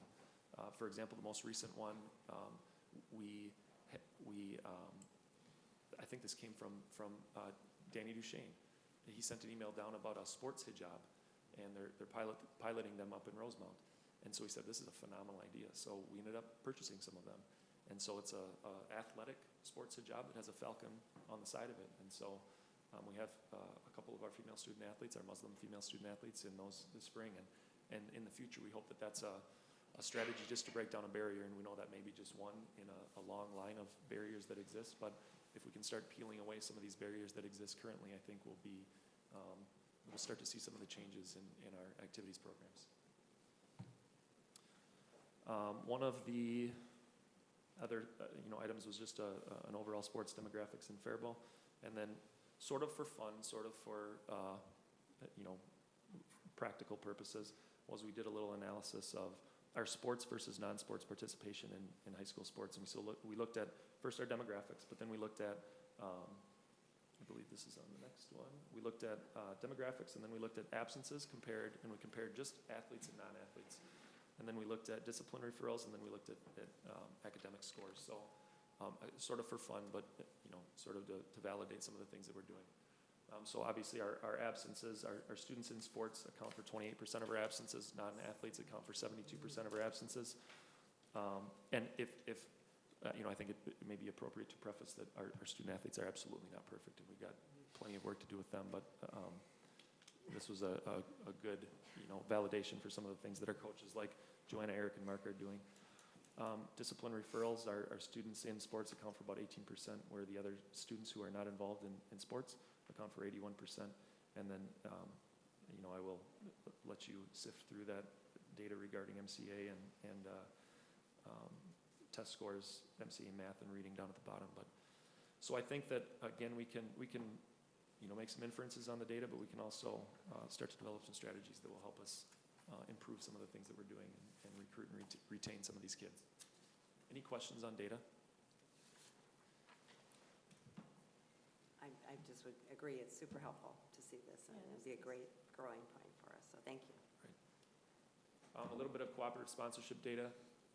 We currently have 2 cooperative sponsorships. We have one with Bethlehem Academy and 13 Sports, and then we have one cooperative sponsorship with Mater Amabilis, which is non-resident homeschool. So they were former residents of Faribault.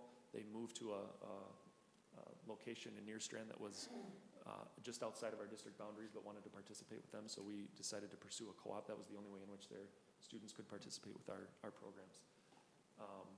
Then we have participation agreements currently with the Cannon River STEM School in all sports, and then participation agreement with Faribault Lutheran School.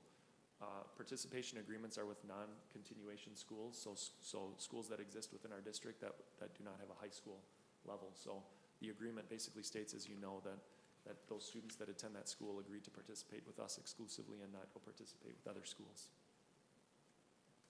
Participation by each school. Bethlehem Academy, of course, is the largest school that we co-op with. In the fall, we have 25 student athletes that participate with us in 6 sports. In the winter, we have 34 student athletes that participate in 6 sports.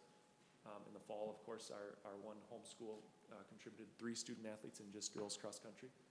And then our Cannon River STEM School, 8 in the fall in 4 sports, 6 in the winter in 4 sports, and then 3 in the spring in 3 sports. And then FLS, 6 in the winter in 4 sports and 1 in the spring in 1 sport.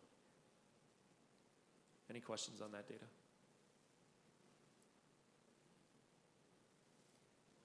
The reason that spring sports are not listed up there is not because those BA students don't participate, it's because we don't have cooperative sponsorships in those spring sports. So we know that BA participates in baseball and softball and track and field and boys and girls golf in the spring.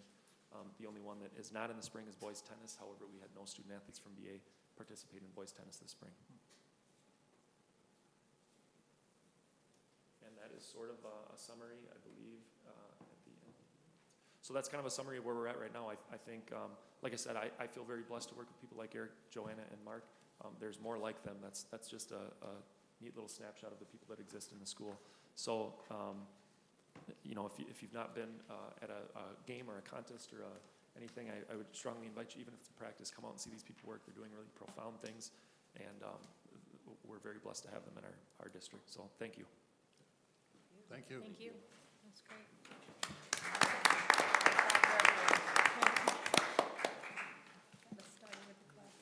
The next item is item 5, consent agenda. Is there a motion to consider the consent agenda? So moved. Second. It's been moved and seconded, and no discussion unless somebody wants to pull an item. Hearing none, all those in favor signify by saying aye. Aye. Opposed, same sign. Motion carried. Retirements, item 6. We have one retirement tonight. It's John Orr. He's been a custodian in the district for 12 years. Is there a motion to consider accepting this retirement? So moved. Second. Been moved and seconded. Any discussion? Hearing none, all those in favor signify by saying aye. Aye. Opposed, same sign, motion carried. Finance, do we have a report from the finance? Oh, I guess we do. Welcome. Yes, we do. So unusual that we had our finance committee meeting the same day as the board meeting. So we did get the minutes updated and the agenda, but there are several action items that we are asking the board to consider. Okay, so we should move right into those. Okay. The first item would be B1, renew the Sodexo Food Service Management Contract. Is there a motion to consider this? So moved. Second. It's been moved and seconded. Discussion? The Sodexo renewal is the third renewal out of a potential 4.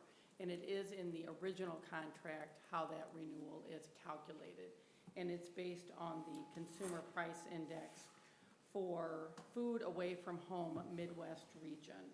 So that was part of the original contract. And so we're just asking for approval of the third renewal. And this is a fixed price? Yes. And it's a 2.5% increase? Yes. Okay. Any other discussion? Hearing none, all those in favor signify by saying aye. Aye. Opposed, same sign. Motion carried, 7-0. Third-party MA billing contractor.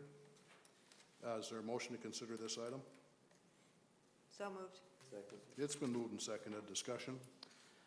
This is a woman that we contract for to process and organize our third-party billing, or our MA billing. This is the, I believe, 3rd year, and there has been no increase. It's for what we get, which is almost $400,000 a year. This is proving to be a very good investment for us. And so we're approving the contract with this person? Correct. Not, okay. Yes. Any other discussion? What is the charge? $21,700. Okay. I would just add that I think Rob presented this morning that they budgeted $350,000 in income, and it's already at $370,000 in income, so it's worth it. I would think there are very few districts that don't employ a consultant to do this. It's a tremendous amount of work, so I think we're very lucky. I've met this woman, and she's very passionate about what she does for the district. Okay, further discussion? Seeing none, all those in favor signify by saying aye. Aye. Opposed, same side. Motion carried. Item B3, the Roosevelt Outdoor Classroom. Is there a motion to consider this item? So moved. Second. It's been moved and seconded. Discussion? So this is an outdoor classroom that actually FEEP and the PTO approved some funding for really last summer or last fall. We received a bid from someone who's willing to do the project the way we wanted to. We had 2 quotes. The Corey J. Geno construction quote of $23,900 was the lesser of the quotes. This project will be completely funded by donations from FEEP and the PTO. And I know that Becky, both of them are here at Roosevelt. Oh, yep, yes, and we have one of our PTO folks. Do you mind if Becky came up here and said a few words for that? Or, yep, all of you?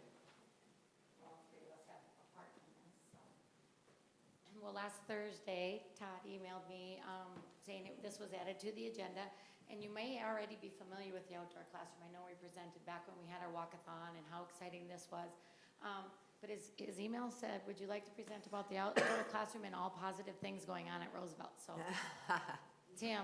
No. I didn't realize it was going to be this long of a meeting. Okay. So we said, well, there's tons of positive things going on at Roosevelt, but we didn't want to take away from this opportunity to quick talk about a signature thing of discovery there too. So we're going to start with the outdoor classroom, where we're at with that. Our thoughts were we were going to have parents come and we were going to have this done last summer, so we had to step back and go by the rules. It's a little further along than we expected, but we're excited to know that we're getting close, and it's going to be a great part of Roosevelt. So Kara's going to tell us a little bit more about the outdoor classroom. Okay, so this came about the vision of Dan Tenaglia, who had the idea of let's bring the learning outside in the great space that we have at Roosevelt. We have the most outdoor space in the district, I believe, and a beautiful hillside where it's going to go. This is just a sketch of what the idea that began. And he came to the PTO and said, could you help fundraise for this? And we were doing a fundraiser for Gaga Pit at the time and wanted to also include this as part of that fundraising effort. There will be a 20 by 20 classroom with 3 access points with a ramp, so there's handicap accessibility for students that could access it that way. The walkathon raised a lot of money with a PTO match and a FEEP grant as well. Community support. And community businesses. The 4th and 5th grade students at that time last year wrote letters to businesses in town, and they pledged quite a bit of money in order for us to do that. So it was great. I'm in the right spot now. Okay. So Dan mapped out the area for us. He wasn't able to be here tonight, but it's halfway up Roosevelt Mountain, which is significant to what the kindergartners used to climb that when we studied continents. It's actually under the picture of us. So Okay. You can't see it there. It would be right there. There we go. Whoops. And then these are some views that he took today. He mapped it out with the students. And this is the size of it, and it's kind of a beautiful spot. And a place where he and his own children planted many of those trees, Yeah. He's always taken his class out there to do Writing activities. and the angles of the sun, things like that. So. My son was in his class last year, and they did a science project where they took leaves from the trees and pulled the colors from it to make paint to do a fall project. So that was really cool. And then these are just different views of where the classroom will go and to bring the learning outside. And there's lots of benefits for that. And he planned a nice some summary of why we want to bring learning outside, and it enhances our community awareness, involvement, and it provides examples of students making a difference. And I've experienced that this year with my class as well. And then just a change of pace and place, and bringing the learning and the science and math and all of that outside. And then just place-based learning, an excellent place for a reading lesson as well. So, thank you. Keep it brief and ready to talk. Did you want to add about the classroom? Forward. About that? Yeah, well, just to add on to that, it was kind of fun. I was involved with helping with the fundraising as a PTO parent, and helping with the fundraising and things. And it was kind of fun last summer. I was out with my dog in our neighborhood, obviously near Roosevelt. And I ran into a bunch of kids that had probably been doing summer. They had dirty knees. They had popsicles all over their face. And they met me on the sidewalk, wanted to pet my dog. And these kids don't know who I am. They probably don't remember. But they started telling me all about this outdoor classroom that they had just had this walkathon for. And there's going to be this outdoor classroom and a gaga ball pit. And I was like, oh, that's really awesome. So, and as a parent in one of our schools, I wish every parent would just spend an hour volunteering in our schools, and they would see that it's not just this building, you drop your kids off and they go in and they come out, that it's just this amazing community. This whole idea started with faculty like wanting to do a little bit more, like what else can we do for our kids? There's so much research about the effects of just fresh air and getting your kids outside more. It's not sitting and always doing, the reading and the math and things at a desk. It's getting them out there, and so that's exciting. And just to add on to more exciting things happening at Roosevelt quick, this past year I did a lot of spirit days, which were really mini fun, and you go fundraisers, but the fun part, which is important. A lot of our students, as you know, they don't get involved in the fundraising. Their families are not able to do that. But these were all little events that were a quarter at a time. So we started off with a thankfulness tree at Thanksgiving time, and they could buy a leaf for a quarter and thank somebody in the school that they were thankful for. In December, I said, well, how about we just do a little easy? There's a lot of fun stuff going on, so let's just do pajama day. And the teachers at PTO were like, oh no, let's do a whole pajama week. And so the students, cozy week.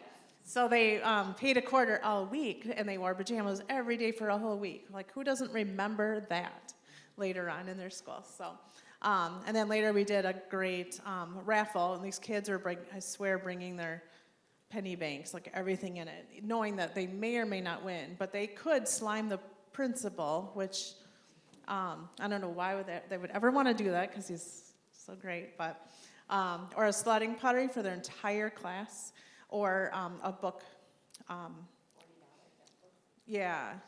which came from donations that I was able to get, which was really nice. So anyway, and then finally, just another really fun thing is we have our all-school talent show coming up next month. We had auditions today, and there's kids that I know personally are very shy kids, but they were there to audition, including my kindergartner who's going to do a kazoo concert, and I get to be the band director. It's pretty awesome. So anyway, as you can tell, I love Roosevelt, and it's been a pleasure.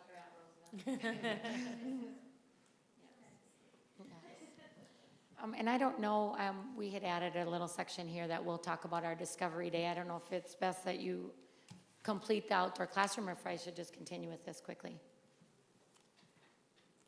I would just continue. Okay. And I'm okay.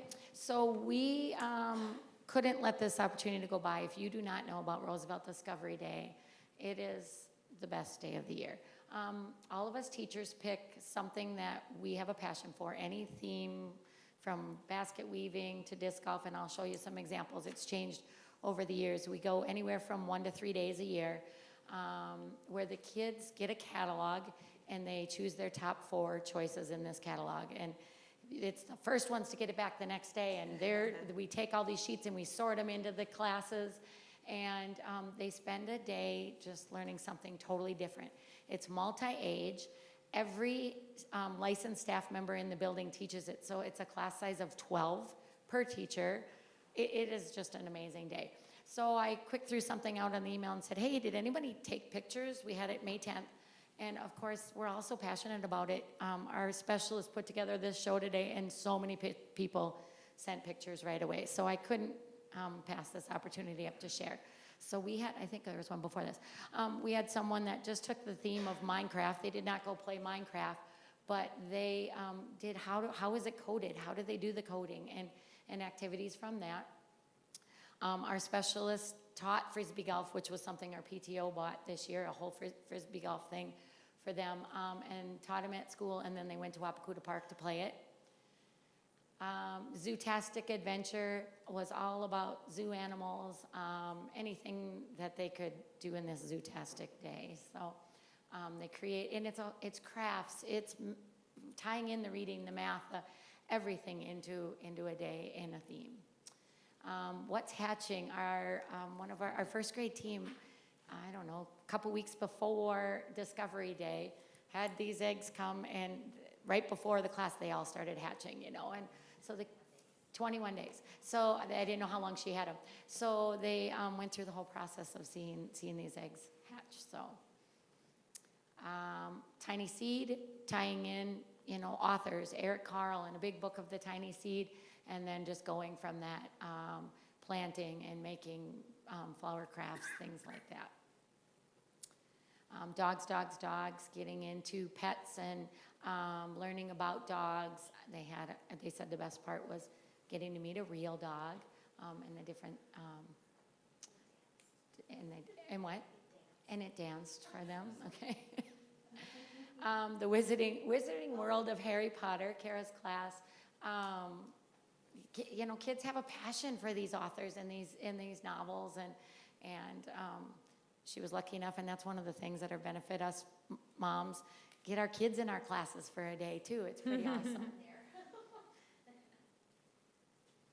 Being a bucket filler, our building does a lot with reading the bucket filler book and how you can fill someone's bucket up in your imaginary bucket. Everybody has that, and yet you can dump it out too. This class was a bunch of kids, they wrote letters to people in nursing homes, to teachers. Oh, one of my students came back with the sweetest note, and I said, you overflowed my bucket. This was so sweet. And they made bird feeders. They did, you know, lots of crafts that way. Mine is never be bored summer fun. They are not allowed to go home this summer and tell their parents they are bored 1 minute. They are not allowed on electronics. And that you can just take things from your house and build it. By the way, I have about 40 12-pack boxes that donated, that the Cavaliers could just enjoy all summer long because he loved this. So we played Jenga out of 12-pack boxes. We made instruments with plates and noodles and spoons and take the old eggs. I ran out to Quality Appliance, and they're like, take all these refrigerator boxes you want. We made forts and reading corners out of them. Everything that you can imagine free. And the kids had a blast, and I could have gone for a week with this class, you know. So, Slime-tastic. That's the thing with kids today, and even my own. We were at Walmart this weekend buying more glue. They made ocean slime, magnetic slime, sand slime, all different kinds of things, and luckily they had the art room with no carpet for that class. Acting 101, I didn't know about this until I read it today, but they worked on improvisation and script reading, and I just thought it was neat. They did the Who's On First script, and to their surprise, Mr. Ronay knew it well and acted out a section of it with a 5th grader. So everyone's involved. It's just, there are very few students that go to the nurse that day, very few absences. It's just no behavior issues at all. It's just a really, really amazing day. So just something signature to Roosevelt we wanted to share if you didn't already know about it. So excited to have a class out at we're going to fight for that outdoor classroom for Discovery Day next year. So we'll have to have a sign-up sheet for it. So just excited. It's been a wonderful year and excited about things going on at Roosevelt. So thanks for having us, and thanks for, the outdoor classroom continuing on. We're excited to let Corey break ground this weekend and actually get going with it. So Congratulations on the fundraising. Great, great. yeah, and that's, you know, when, A lot of it was small donation orders that kids brought in order to vote to kiss the cow. The teachers had to kiss the cow. So it was some fights between parents bringing that donation up. But but it is. And I think when you have a purpose, it's one thing we do our Pizza Peep fundraiser in the fall, that they know it's for fundraisers. They know it's for our PTO budget. But when they had a purpose and they knew this is going to the Gaga pit, which the kids, by the way, have a blast. That is amazing. They are just loving it. And knowing it goes to this outdoor classroom, when families know exactly what the money's going toward, it makes a huge difference. So thank you. Thank you. Great job. It's been moved and seconded. Any further discussion on the Roosevelt outdoor classroom? Hearing none, all those in favor signify by saying aye. Aye. Opposed, same sign. Motion carried. Number 4, approve parking lot projects bid. Is there a motion to consider this item? So moved. Second? It's been moved and seconded. Discussion. So we had 2 bids. The winning or the low bid was by Tumis Materials with a bid of $914,217.34. The only other bid was by M&W Blacktopping LLC for $958,600. Both of those bids were well under the projected by about $500,000. Discussion? Jennifer's a tough negotiator. And again, this is money that was approved by a special levy for the sole purpose of parking lots. Correct. Any other discussion? All those in favor signify by saying aye. Aye. Opposed, same sign, motion carried. Number 5, request to add cheerleading coach. Is there a motion to consider this item? So moved. Second? It's been moved and seconded. Discussion? So this is a request by Keith Badger, our activities director. We had great interest this current year. About 25 student athletes participated as a club, led by Lisa Quimby, who volunteered her time and significant financial resources toward having cheerleaders at events. They are requesting a cheerleading advisor be funded for fall sports and for winter sports. And you can see here they receive 50% of the Appendix B Category 2 amount for fall, $2,949, and would participate or cheer at 13 fall athletic events. The winter coaching stipend is 80% of the also the Category 2, and they would cheer at 20 athletic events. So they are also asking for an annual budget of $400 for supplies and a one-time supplement of $2,000 to purchase cheerleading uniforms. And in future years, the uniforms would be purchased out of our recurring uniform schedule. Will they attend away games? I believe that the idea is that these will all be home games. We're going to make it a choice for them. If they Oh, want to, okay. they can certainly do that. That'll be part of it. Been through this and lived through it and survived, but the question is, if they are attending away games, are they allowed to travel on the team bus, or do we have to have a bus?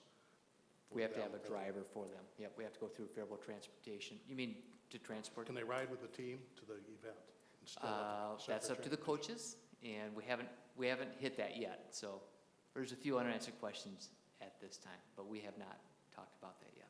Okay. This past year, the events they cheered at were all home events, correct? That's my understanding. Yeah, that's my understanding.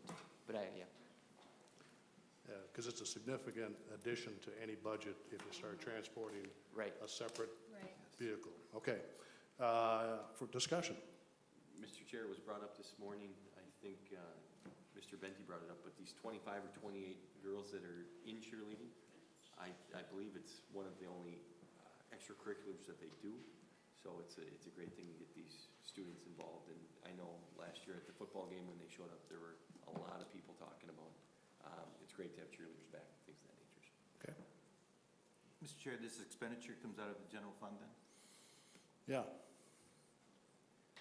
I'm assuming they will pay participation fees, but the fees, or excuse me, the coaching stipend would come out of the general fund. Further discussion? Hearing none, all those in favor signify by saying aye. Aye. Opposed, same sign. Motion carried.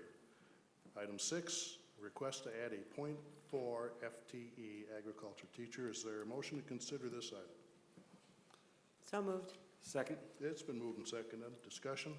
Mr. Benty, would you like to come up and lead this discussion?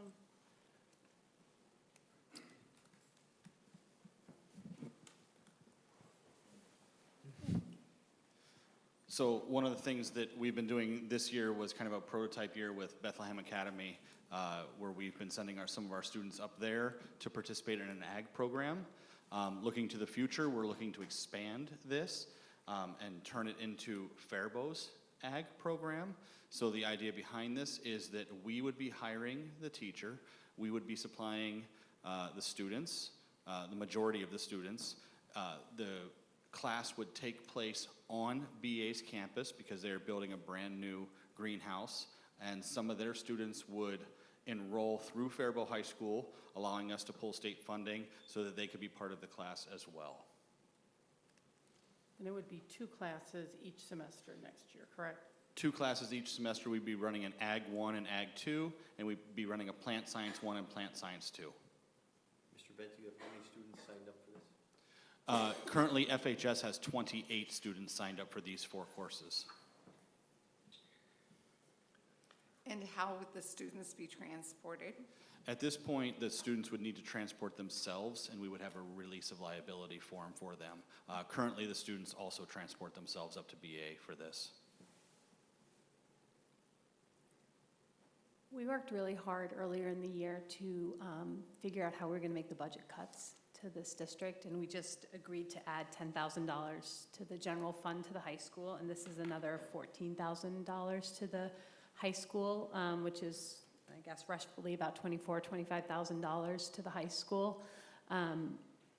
I don't feel prepared to vote on this tonight. It seems like a lot of money to quickly decide on adding back into the budget after all the work we did in January and February and March. I'm not sure if anybody has any more information that can kind of help me understand how we can add back $24,000 to the budget after everything we did in January, February, and March. Even though, of course, I want the kids to have access to these kinds of experiences. By us employing the teacher, don't we gain some foundation aid from the BA students that are there? We will, and that is part of the memorandum. We are anticipating that we would get refunding of about $6,900. They're called shared time students, and then that would make the net cost to the district a little over $14,000. Okay. I believe that, I know when you lose the number of students to other neighboring districts to take agriculture, and they just don't go for agriculture, they leave the district, they open enroll to other districts. I think this is a good faith effort to show the community that we are investing in some CTE courses and to give our kids some options. And I think down the road it will pay benefits with a possible levy to show that we will add CTE classes and things that kids are interested in to keep these kids here and interested in within our school district. So I think a very good effort, and thank you for doing that. Courtney, I think I heard a hint of, do you want to table this motion? And if so, you would make a motion to table it. We would have to have a second and vote on that. Is that your preference? Yeah, definitely. I would like some more time to think about this. Can you tell me what a tabling the timeline would do, Mr. Venti, in terms of this progress making this happen for next year? It depends on when you do decide to vote on it. I've been working for about 3.5 months now with BA to kind of hammer out all the details. We're going to be starting the scheduling process here next week, actually. So knowing whether or not we have those students in those courses, because if we don't, I know that BA wants us to pay them for our students to go up there if they're going to take the course through them instead of through us. So it would have to be something that we would want to know about fairly quickly. Also, BA wants to know pretty quickly too about what it's going to look like for them running these courses. So, Mr. Bent, go ahead. I'm sorry, Yvette, go ahead. Well, when we look at the cuts that we made, is it fair to say a lot of those are based on enrollment? Yes. And a drop in enrollment at some of the schools? And I guess I don't know if I'm speaking to tabling it or the original motion, but that's kind of how I see the process that we went through in January. And February was based on enrollment and having to make cuts to address those enrollment drops. We had students this year go to BA and take ag courses, correct? Correct. And did we receive any foundation aid for them?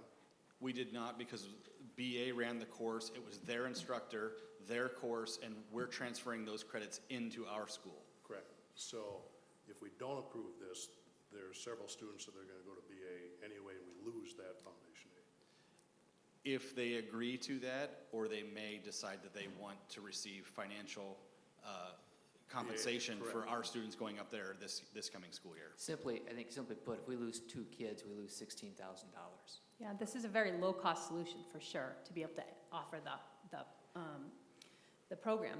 My concern is that we did a lot of work, and in the meeting when we voted on the budget, we agreed to add back half of a physical education teacher to the high school. We just agreed to fund a cheerleading program for the high school, and now we're looking to add another $14,000 back into the budget. That's pretty significant. We were getting down to quite small dollar amounts that we were looking at to cut from the budget to be able to make our target and avoid further cuts across the district. So this nickel and dimes adds up back to what we just worked hard to solve for. But this is a really low-cost solution, but putting the three together is where my concerns are coming from. Do you wish to make a motion? We don't need to table it if the rest of the group is confident making a vote, and I can abstain from my vote, not being ready to make a decision on this. Okay, further discussion? Hearing none, all those in favor signify by saying aye. Aye. Opposed, same sign. One abstention. Abstention. Aye. Courtney, okay, Courtney abstains, okay. The motion carries 6 to 0 to 1. Okay. 6-0. Okay, number 7, request to change the job description for multilingual and equity coordinator and add extended days. Is there a motion to consider this item? So moved. Second. It's been moved and seconded. Discussion. So Nicole Yocum brought this to the Finance Committee. Nicole, would you like to come up and discuss it, or? Well, we can probably just go Okay. through it, Jennifer. Okay, The that's Finance fine. Committee's discussed it too. So they have questions. So it's a job description that includes changes made as a result of a district focus on our equity work. And I know as a leadership group, we've been doing a lot of work on equity. The revised position results in a need to issue an extended contract for additional days prior to next school year. And this is a one-year contract for the additional days, and then to be negotiated the next year if we need to. I think the main purpose of this is with our equity initiatives that we've been looking at. They're scattered all over the place, and there's not one person that's been able to really organize this. We feel that a point person, and in this case Sam, would be a perfect person to do this, to pull all these different things together so that we can start moving forward with some positive initiatives. Well, and I think even looking at the extracurricular participation by our students of color indicates a great need. And yet for me, this is not just in service to our students of color.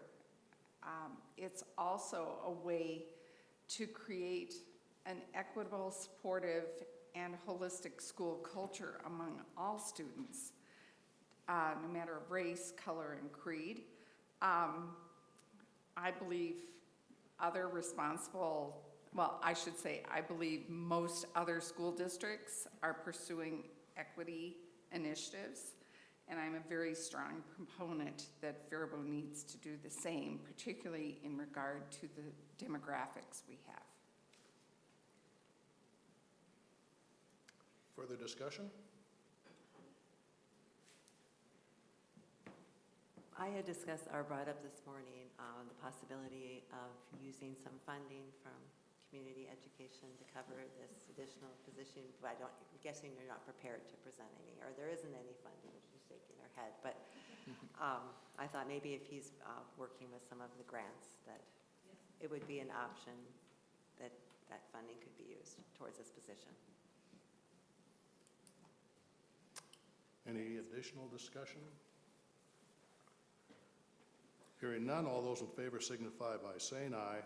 Aye. Opposed, same Aye. sign. Oop. I think Carolyn. Carolyn did the motion. And who did the second? Carolyn made the motion and Jason. Jason. okay. Yeah. Yes, I did. Thanks, Jason. Oh, if I didn't, I will. Track or anything. And it was a 7-0 vote, okay. Do we have an well, we have in our packets enrollment report? Yeah, so you have the enrollment reports and the finance reports, so I will entertain any questions that you have about those, unless you want me to go through them. Jennifer, I just had a question that I emailed you earlier. Yes. You know, just on page 2 here, can you help explain the September, looks like 12th grade enrollment of 361 and where we're at the end of April of 299, and how the ALC plays into that. Well, Chad had sent me this question, and so I really went back to look at prior years to see if we were having an unusual year this year, but in fact, we are not. This year, we dropped 37 seniors from the beginning of the year until now. Last year, it was also 37. The year before that, it was 28. So this has been a trend that we're seeing. The way I understood potential explanation this morning, and Mr. Bentley, correct me if I'm wrong, is that as students maybe are realizing that they might not graduate, they are potentially leaving school to go into the workforce. We also see a decline in our ALC from the beginning of the year to the end of the year, and much of that can be explained because we have students graduating throughout the year at the ALC. But although it is a significant drop, it is the same sort of situation we've seen the last several years. So can you refresh my memory from how does the loss of students, the student decline, compare this year with last year? It's really very close. We get very little decline in schools other than the high school. So I looked at the total high school numbers, and this year, 73 total. Last year, 68. The year before, 67, and the year before that, 60. So we're up a little bit this year, but it's not a huge difference.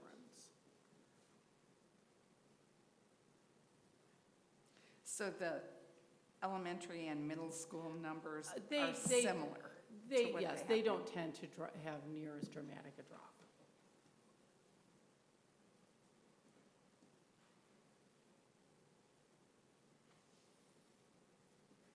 Okay, any other questions on those two items?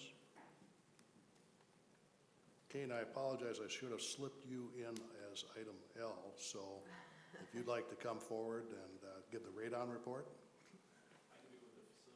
When you want to do it then? Okay, that's fine. That brings us to item C3, gifts and donations. This is a resolution item, and the following gifts are up for consideration by the board for acceptance. Number 1, Donors Choose organization, donations for the STEAM preschool at McKinley.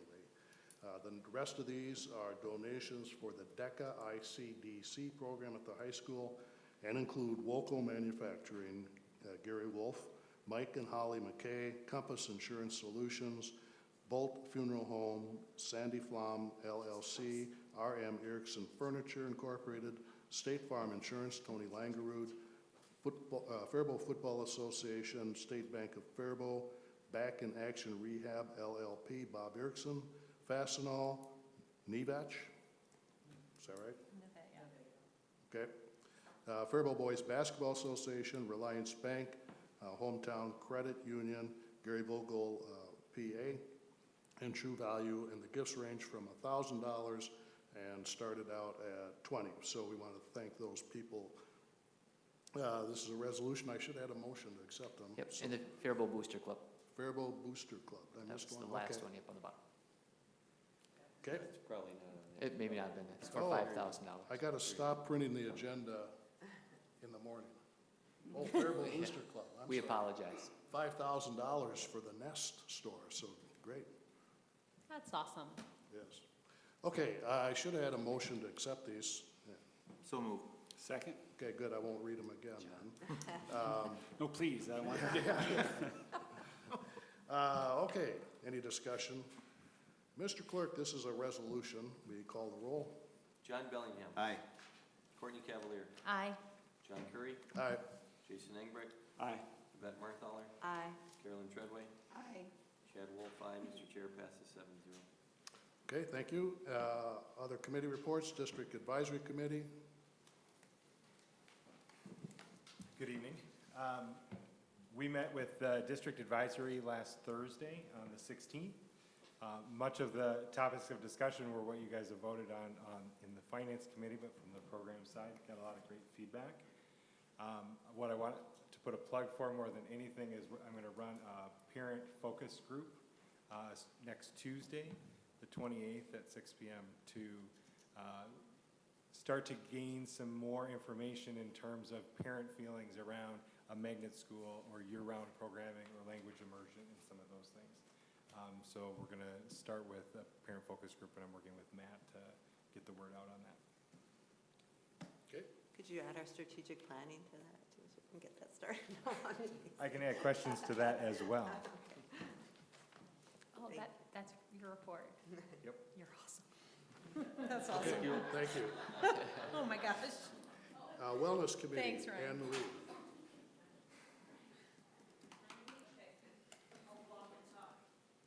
All right, so Adopt a Highway was finalized, and Faribault Public Schools is adopting a 2-mile stretch of City Road 29 east of Highway 3. June 11th is the event. They will be meeting at 12:30, location to be determined, and they're looking for upwards of 20 people, and I think we've got like 7 signed up so far. So if anyone's interested, let Kathy know. Are there volunteer hours for that? Say that again. Are there volunteer hours for that? For our staff, no. Huh? For you guys, yeah. No, for the staff? We didn't do that, no. You'll get 45. Yep. No. All right, okay. And the other piece of wellness news is about 30 people, staff, I should say, Faribault Public Schools staff, participated in the Maple Syrup Fun Run through Riverbend Nature Center, and anyone interested in participating in that event, which happened a couple weeks ago, was reimbursed part of their entry fee. So very cool, very fun. That's it. Okay. Community Ed? All right, great. So STEAM update, about 550 students have registered so far. I know. Well, I think it's because, and our higher grades are higher because I think families are now, used to STEAM and enrolling in it, so it's just awesome. Registrations are still coming in because we don't have the heart to do a cutoff date yet. So we're still taking registrations. There will be a 2-week theater camp added this year. Paul Johnson's going to run that at the high school the first 2 weeks of STEAM. And there will be 4 concurrent sessions going on, broken up by grades 1, 2, 3, 4, 5, 6, and 7, 8. And the camp will also be open to non-STEAM students. So we'll be advertising it to the community as well. Yeah. How does the 550 compare to last year? Say that again. How does 550 compare to last year? You know, we ended up with about 523 last year. Yeah, so Great we're job. good, yeah. Started thank you. at, 80 kids the first few I know, years. isn't that amazing? I know, it's just awesome, really fun. And we've got 50% of the staff coming back in terms of program assistants. Many of the teachers are returning. It's a good staff. Just a quick comment, our Grow Your Own, as John mentioned, Yes. we've had a lot of students who actually started this program who are now, not a lot, but a couple of them I know that are teachers that are now out in the profession, so. The other item, I just wanted to update you on McKinley preschool programming. Given that the legislature is still meeting, special session is Thursday, that's just delaying us even further in terms of letting our family know about preschool offerings. So Cindy and I met today, and we just kind of determined a target of what we know we can count on. So she's able to start placing students, but we've literally held off because of the delay. And whether we get the VPK or the scholarship funding, whichever way the legislature decides to go, that limbo just is still causing this major delay. And that could mean, 45 additional slots for kids. So crossing our fingers that we'll hear some good news this week.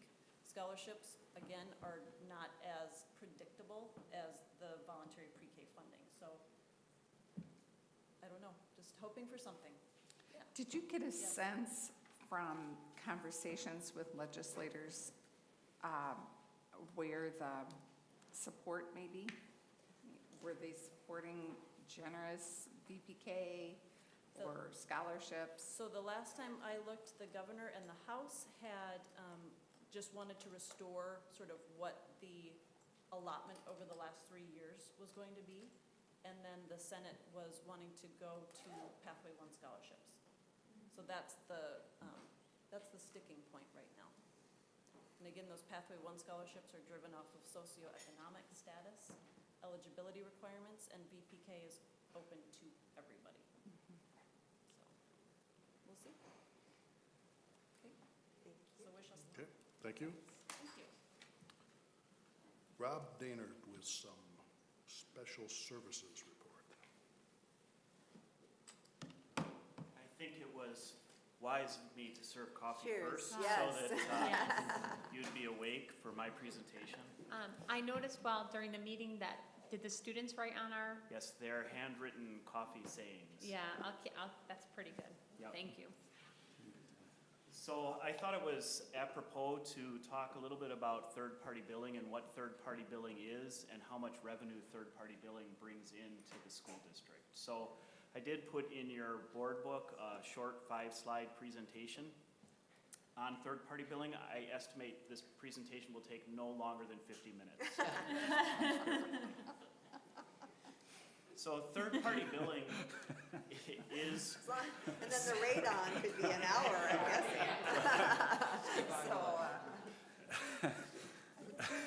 Third-party billing is when students receive healthcare services at school, and the school bills medical assistance for these services. Schools are required to third-party bill Medicaid. It's in federal legislation. We provide these services regardless of whether or not a student qualifies for Medicaid. Some of the services include speech and language pathology, audiology, occupational therapy, nursing services, personal care assistance services, anything else that might be medically related, we're allowed to bill back Medicaid for. Over the course of the, typically, we're generating about $350,000 a year in third-party billing revenue. We use this to offset the cost of special education. I felt really badly at the last board meeting when I had to request some money to cover an expense for SevSec. So I did want to let you know too that we do bring in some revenue as well as spend the revenue. This money goes directly into benefits, so we offset some of the benefit costs of the special education employees with the third-party billing revenue. Over the past 9 years, we've generated $3.7 million in third-party billing revenue. So about $370,000 a year is our average. I did put together a graph that shows a comparison. The green is what we budgeted for third-party billing. The blue is what we brought in. So every year except for one, we managed to bring in more third-party billing revenue than we had budgeted. Typically, we budget low because we don't want to necessarily spend money that we don't have, and so it's always nicer to bring in more revenue.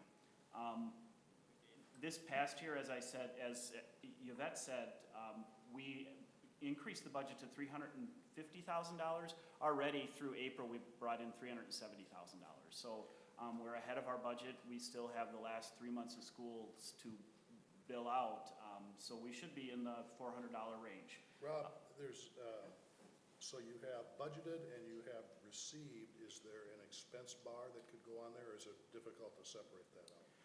What we receive goes directly into, except for the money that we use to pay for Teresa Rome, our third-party biller, goes directly into benefits. So all the revenue we receive it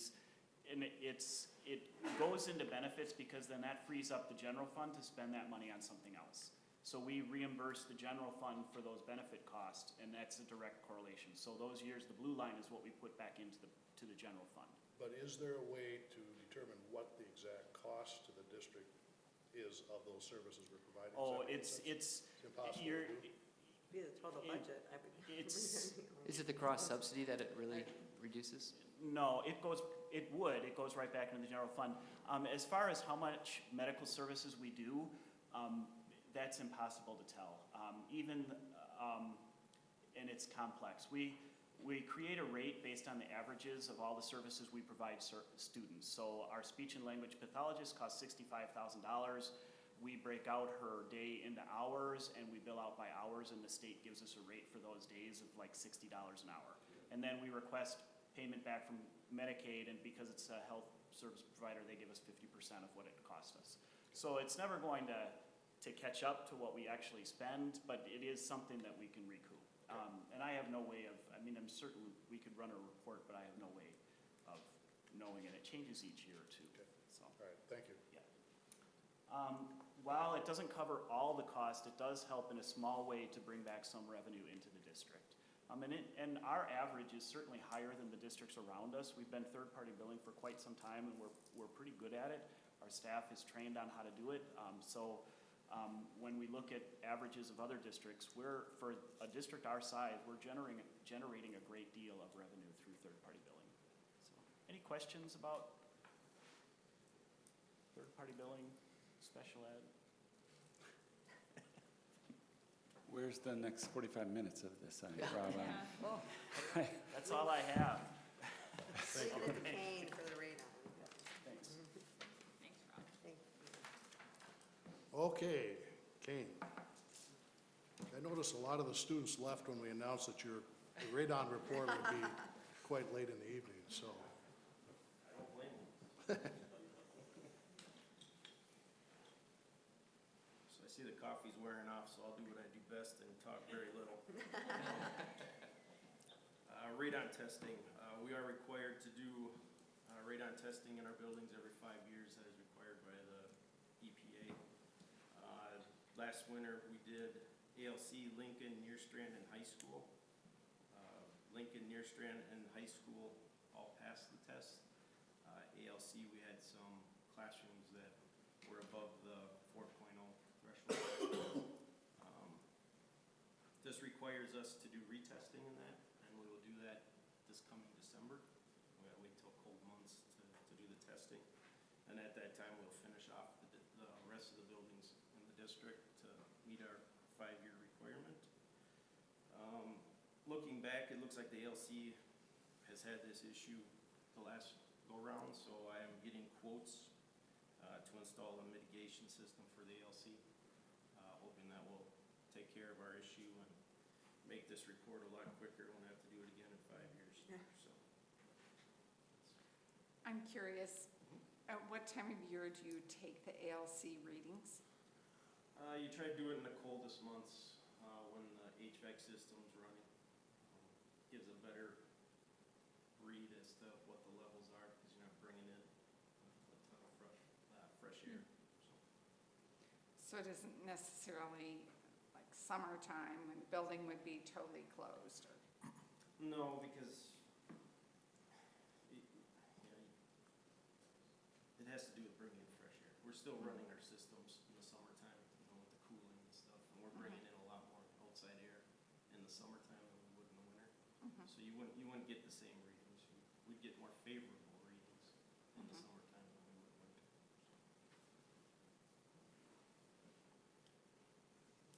Okay. Good. Facilities? Facilities. I'll look right through this one too. So we met last week.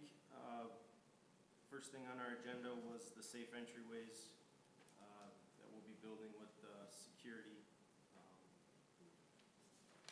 grant that we won or were awarded. Basically, we looked at all the updated plans, approved them. We plan on advertising for bids in June. Plan on bid openings July 9th. If we get favorable bids, we hope to have the bids to the board by July 22nd, with construction starting in August and completed in January of 2020. So, Kane, that would be then September, October, November, December of construction on the entryways of these buildings. Correct. And any thoughts about waiting to do the bid process like next January, February, and so then the minute school's out, construction starts and, I don't know, just logistically and from a bid standpoint, I'm gonna think most contractors today, if they don't have their summer plate filled up, I almost question what they're doing, to be quite honest with you. Yeah, that was kind of Wolt's take on it, and then they recommended that we at least try bidding late and see where the bids come in at. If they're not favorable, we'll reject them and come back the following summer and do it. In defense of you and your group and the whole district, the state of It's the state Minnesota timing. had some serious logistical paperwork hold up and all that stuff. Is that accurate? That never They did, they were kind enough to move the deadline of when we have to have the funds spent, so we do have actually another year to spend those funds, Oh, so that that's was good. And this could actually work in our favor, because all indications are pointing we'll get pretty favorable bids, because it's after the construction season, and people will be looking for work again. So, it could work in our favor. All right. Next thing we talked about were parking lots, and with that being accepted, I think the next steps will be meeting with the approved contractor and figuring out timelines. Obviously, we want the two schools to be completed mid-August, so they're ready before school starts, along with Bruce Smith Field. We need that done in mid-August as well, because of sporting events and stuff going on with the city and the ice rink. The buildings and ground shop can be done at any time. I'm not worried when they get that done, so we'll be flexible with that. Next thing we talked about was the middle school wrestling room that's going to be converted into a multi-purpose room. Just waiting on a few last details with that, otherwise I think we're in pretty good shape and no reason we can't get that done before school starts in the fall. We did have one other project pop up that was not on my radar, and that is the buildings and grounds building. We got multiple leaks. I was hoping it was just the roof. It'd be an easy fix, but it is not just the roof. Our wood siding is actually rotting, where you can put your fingers through it. And that's potentially leading to bigger issues with water getting in the walls. And so I want to try to nip that in the bud before we come up with some bigger problems down the road. So that is something that we approved to add to the LTFM projects this summer. I'm currently working on getting 3 bids. I did get one in, about $120,000, so I'm gonna use that as my baseline. It won't be any more than that. So, auditorium at the middle school is ready to go. Permits are in line, vendors are lined up. Looking forward to seeing how that turns out.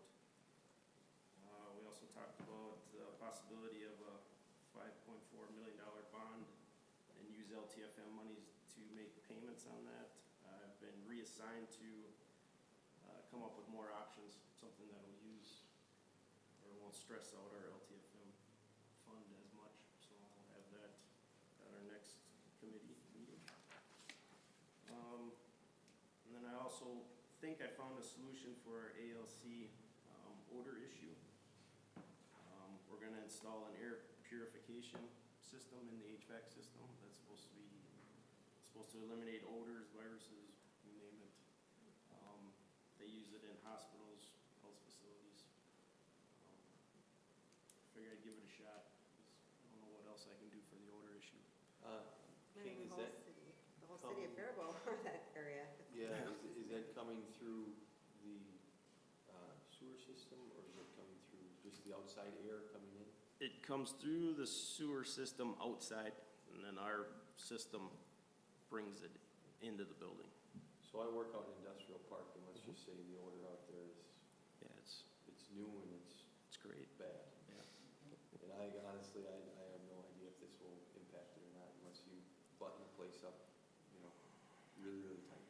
I don't know. The guy's pretty confident it's gonna solve it, so, and I brought him to the building, and Money back guarantee, so. I'm not gonna guarantee that, but. You may suggest that to SEPSEC, to the Cannon Valley Special Ed Co-op across the street, because Okay. it's just as bad there too. I'm gonna see if it works before I Yeah, that's true. suggest it to people. I thought it was guaranteed. Just let the homeowners. That's it. That's all I got. If you guys have Any other questions for King? All right, thank you. All right. Other matters? A resolution to consider approval designating Catherine Zavoro as our identified official authority for whatever the rest of this says. Is there a motion to consider this item? So moved. Second? It's been moved and seconded. This is because she changed her name a couple of weeks ago and got married. So she's no longer Kathy Matichak, so. We're not trying to sneak something through here. So. Any discussion other than congratulations to Kathy? No, congratulations, Kathy. Okay, all those in favor, whoops. Oh, I'm sorry. You know, This is big stuff. This is big stuff. I read in And the it's out school, of order. I read in the school board journal that we probably are doing way too many roll call votes. That actually, if it's determined it's 7-0, or if it's a vote 5-2 and you know which two voted, as long as you record the actual vote, you don't need to do resolutions. This one will do. Okay, it's just like. Yeah, but this is particularly important, John. Yeah, it is. It's just like that S up there is too. So all those. Could have a personal conflict. Okay, so our clerk is going to call the roll. Johnny Bellingham. Aye. Courtney Cavalier. Aye. John Curry. Aye. Jason Engbrek. Aye. Yvette Marthaler. Aye. Carolyn Treadway. Aye. Chad Wolf. Aye. Mr. Chair, passes 7-0. Thank you.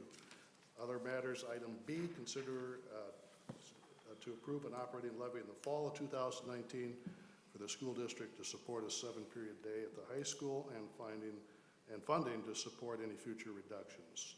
And is there a motion to consider this item? So moved. Second.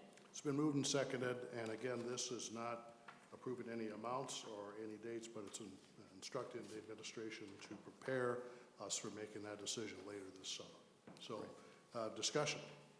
Yeah, you can read the attachments that are on there. Those are some estimates that we put. I had Jamie, if you take a look at not my memo, but the second one, the 7-period day min-max piece, I wanted him to add all the possibilities in there. Again, these numbers will change by the time July hits.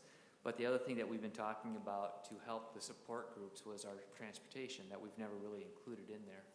So I actually asked Jennifer to do some research with Garrett to make a guess at what it would take to reduce the 2-mile radius to 1-mile radius for the middle school and the high school, so that we can go to different areas in the district to pull some of those kids out that are having a hard time getting to school.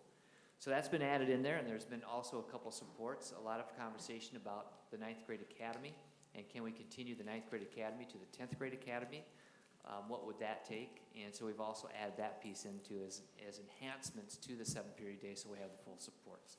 Again, we'll be continuing to go over these numbers, but this will be the max that we would go. If we want to take some of these things away, then we could certainly look at that too. Todd, let me ask. 1.02 would be the max for the 7-period day. Correct. For all this, okay. Yep. Not necessarily the max levy. No, no, just for the 7-period day. We haven't talked about the dollar amount. That could be potentially a second question, if that's the way you want to word it, to cover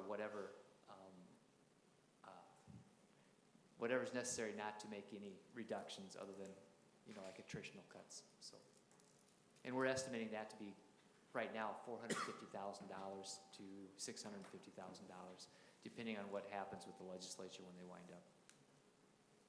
That's after the attrition cuts. That's after you make reductions for staff if there's not classes or not students available for classes. So I'm not really understanding the memo that was sent out. Is this an indication that should we go forward with an operating levy, that it would be one question rather than two? No, this is only to move forward to go so that I can go out and speak publicly about moving forward with an operating levy this fall. And this just gives you some estimates of the dollar amounts that we're talking about and the tax impact, but it does not bind us to the number of questions on the ballot, and it does not bind us to these dollar amounts. In Todd, attachment 3, just for anybody viewing this online or anybody, that pulls this up, we are, where it has the table, the tax impact, all we're looking at is the furthest right column operating referendum increase at this time, right? And that is a $1.2 million number. In terms of the bond, that 30, 40, 50, 60, that can all be, that's Yep. meaningless at this point. We're not That is discussing. correct. Okay. Yep, yep, and in fact, if you want me to do some more runs, tonight would be a good night for you to give me some impact or feedback of what other tax impact runs you want on possible operating levy, and we can do that research, then I can send that information to you. But this is the one, remember we talked about a 1.2 at one point? This would be the tax impact on a $1.2 million operating levy. It's the very last column only. Me personally, I'd love to see something, a 1.2, a 1.5, a 1.750, a 2, you know, something like that. It doesn't have to be exact. But I also think these rates, when they were quoted middle of December last year, were likely pretty high. I think the 10-year notes come down a fair amount as the interest rates have declined. So that's just me. I can't speak for anybody else. Yeah. So Todd, when you did that, the tax impact, I see agriculture is 0. Yeah. Did you do that intentionally, so we didn't, or is I'm confused on, so is a levy not agriculture or impact Correct. The agriculture? operating levy is only on the value of the farm, the garage, and the 1 acre. Okay. So whatever value that is, that's how they evaluate the tax on ag. You said the farm. It's the I'm sorry, homestead. yeah, the homestead. Yeah, the Homestead garage. and It's 1 past that 2-hour witching hour, right? But yeah, it's the house, the garage, and the 1 acre it sits on. Whatever that value is what you put on here. Okay, Yeah. so. Nothing there- on the land. There was nothing there to calculate, or there is nothing, or? No, you don't calculate anything else. Okay. That's it for They farm. fall into the residential. That's piece, correct. Oh, They're okay, owned so by- that's where I was confused Yep. with that Nope, piece that's there. Okay. Then also, since we received a lot of this information from 11 o'clock or noon on, Yep.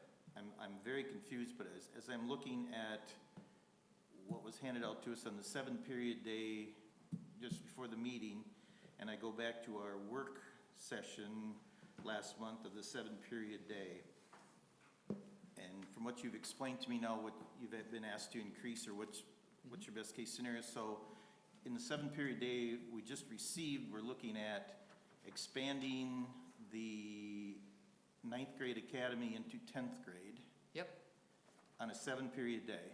correct. Okay, and then also, we're looking at, for a 7-period day, we're also looking to add the reduction of, or the transportation piece, to go to reduction of 1 mile in with that as well. Yes, that's correct. Those are the only 2 changes, right, Jamie? Yep. And I think those are things that the board members may be Yeah. asked to, for us to all look at. Yeah, and if any board members have other things we want to look at, I know that a lot of you are really, really interested in the interventions and making sure that we keep those interventions. I know a couple of you have talked to me about putting the 9th grade academy into the 10th grade, not just the AVID program. And then I know Yvette has been passionate about the transportation piece for quite a while too. So, but again, these are, when we work, we'll have some sort of time to really review these numbers in the future, to take a look at it and give you a good idea of what those things are going to look like. Jamie just needs a little more time to refine this. In listening to Go the ahead. board's. I'm sorry, John, I interrupted you. That's fine. Please, I interrupted you the first time.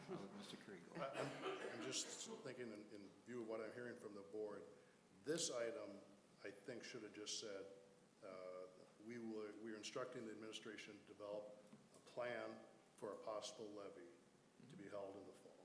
Right. And not have these details in here yet, but for you to present to us some options for us and amounts that would be as a result of having a levy. No more than that tonight. Nope, Yeah. that's it, yeah. So the question is, do we want them to look into and prepare information and present to us information involved in having a levy next fall? Yeah. This is just the formal this- continuation of our work session Yeah. meeting where. Yeah, we this is said we probably, wanted to decide. we just want to have Todd say, the board has told him that we're going to have a levy, unless, we have to vote, but certainly, if we vote tonight on this, the majority of the board is instructed the administration to prepare a plan for a levy next fall to address the needs of the district. Enough. Right, Yeah. yeah. Some of us are visual, some of us are not. I just gave this as visuals, is what we're talking about.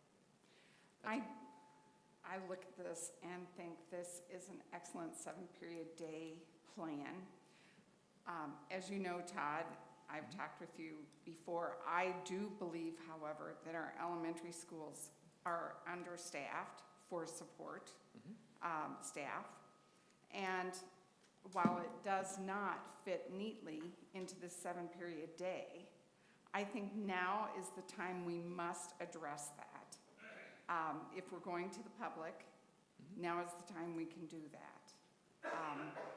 To look at how we can carve that out of future budgets is not going to be an easy item. No, and you could actually use that as part of a question, how you want to arrange the questions on the ballot. So you could do a 7-period day, you could do other supports that include some of the reductions too. So those are still all on the table, and we want to try to get it all ready for you by July 15th. So yeah, the more we include, the better, so you guys take a look at it, just yay or nay it. So the motion again is to approve to direct the administration to look at possible options for a possible levy in the fall. Am I understanding that correct? Yeah, and then when you meet with me individually, take a look at this, and like you said, Carolyn, if you have other suggestions that we want to put, so I can include on that discussion when we start meeting with our groups, to let me know what those ideas are. And then we can put that as our list and then come back, probably in June again, to look at it, to start refining it, and then hopefully by July, you guys will have a good idea of what that's going to be all about. So you want direction, excuse Not me? yet. You just individually, when we have our individual conferences, you can give me some more direction on this. Would this be a work session discussion on what's in a 7-period day and the cost? Is that what we're? Yeah, it'll be an agenda item all the way from now until July 15th for you guys to take a look at. Yep. Because as I was receiving all this afternoon and this and this, I was like, we're voting on it, so no, okay, total, it was. No, we're not voting on any of these numbers at all. No, just whether or not we want to go for an operating levy, and then if you want to move forward with the plan. Do we want the superintendent to prepare information so that we can make a decision about a levy and the amount of the levy at a later date? Yes, but I would just reiterate that later date is going to come pretty quick. Yeah. So any work or direction or conversations that we can have with Todd, we should have sooner rather than later, because we have 2 board meetings at the most to get this voted on and move forward. Yeah, this is an action item. Okay, so further discussion? Okay, all those in favor signify by saying aye. Aye. Opposed, same sign. Motion carries 7-0. Items of information, board members?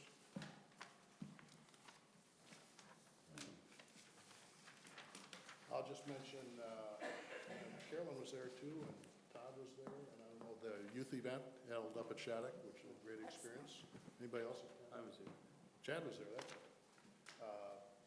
I had a great chance to sit at a table with students, find out a lot about what's going on, and it was, this was under the direction of Becky Ford's agency, is that right? That's correct. Working with a lot of agencies. I attended the middle school celebration of spring and their building, and that was great fun, and it appeared to be well attended. On Wednesday night, the awards banquet for our graduating seniors, or the scholarship awards, I should say, not a banquet, will be presented. I'll just make a note. I'm on the scholarship committee and I review the applications. We had about 103 applications for scholarships, and very deserving students as always this year, and lots of good dollars coming out. One concerning thing is I evaluate the work experience and their school activities. And over the 10 years, the amount of students that are working is increased dramatically to the point where I think I only saw 3 students that did not list a part-time job of some kind. And the activity participation is going down. And so that's sad, I think. However, it's realistic with some of our students. So, Todd? Yep, FEA retirement was last week. Honored some of our staff for retiring. I attended the first grade plays at Roosevelt. They were very well done with the students. Chamber Business Awards luncheon was last week. FEEP, which is really moving quite nicely. FEEP is our ed foundation, basically, outside entity that's helped support the playground. 5th grade field trip day, they were all out the track meet competing with each other, and so that was fun to watch. I've been meeting with Nora Johnson every once in a while, and Tim Murray Tim Murray's our city administrator, to talk future plans for our district. So been very positive meetings with those. I also met with a bunch of retired people after my meeting with Tim Murray. I'm not going to tell you who else was on that coffee shop meeting. Mr. Pretty shady characters. Yep. Okay, anything else? Nope, nothing. All right, information item that the board will move into closed session after this meeting for the purpose of discussing negotiations with FEA. The next regular board meeting, business meeting, is on Monday, June 24th. And I'll make a note that our faithful reporter from Faribault Daily News, her pen ran out of ink at about 8:05, and she had to borrow a pen from Anne Marie, so that this meeting is about ready to be adjourned. Is there a motion to adjourn? So moved. Motion, and, Do you have to motion to go into closed session? That's correct. And then you adjourn when you come out? well, we could talk about this. You go ahead. I let you talk. John's the expert. Let's over talk there. 10 or 15 minutes about it. Not tonight. 60 seconds. Okay.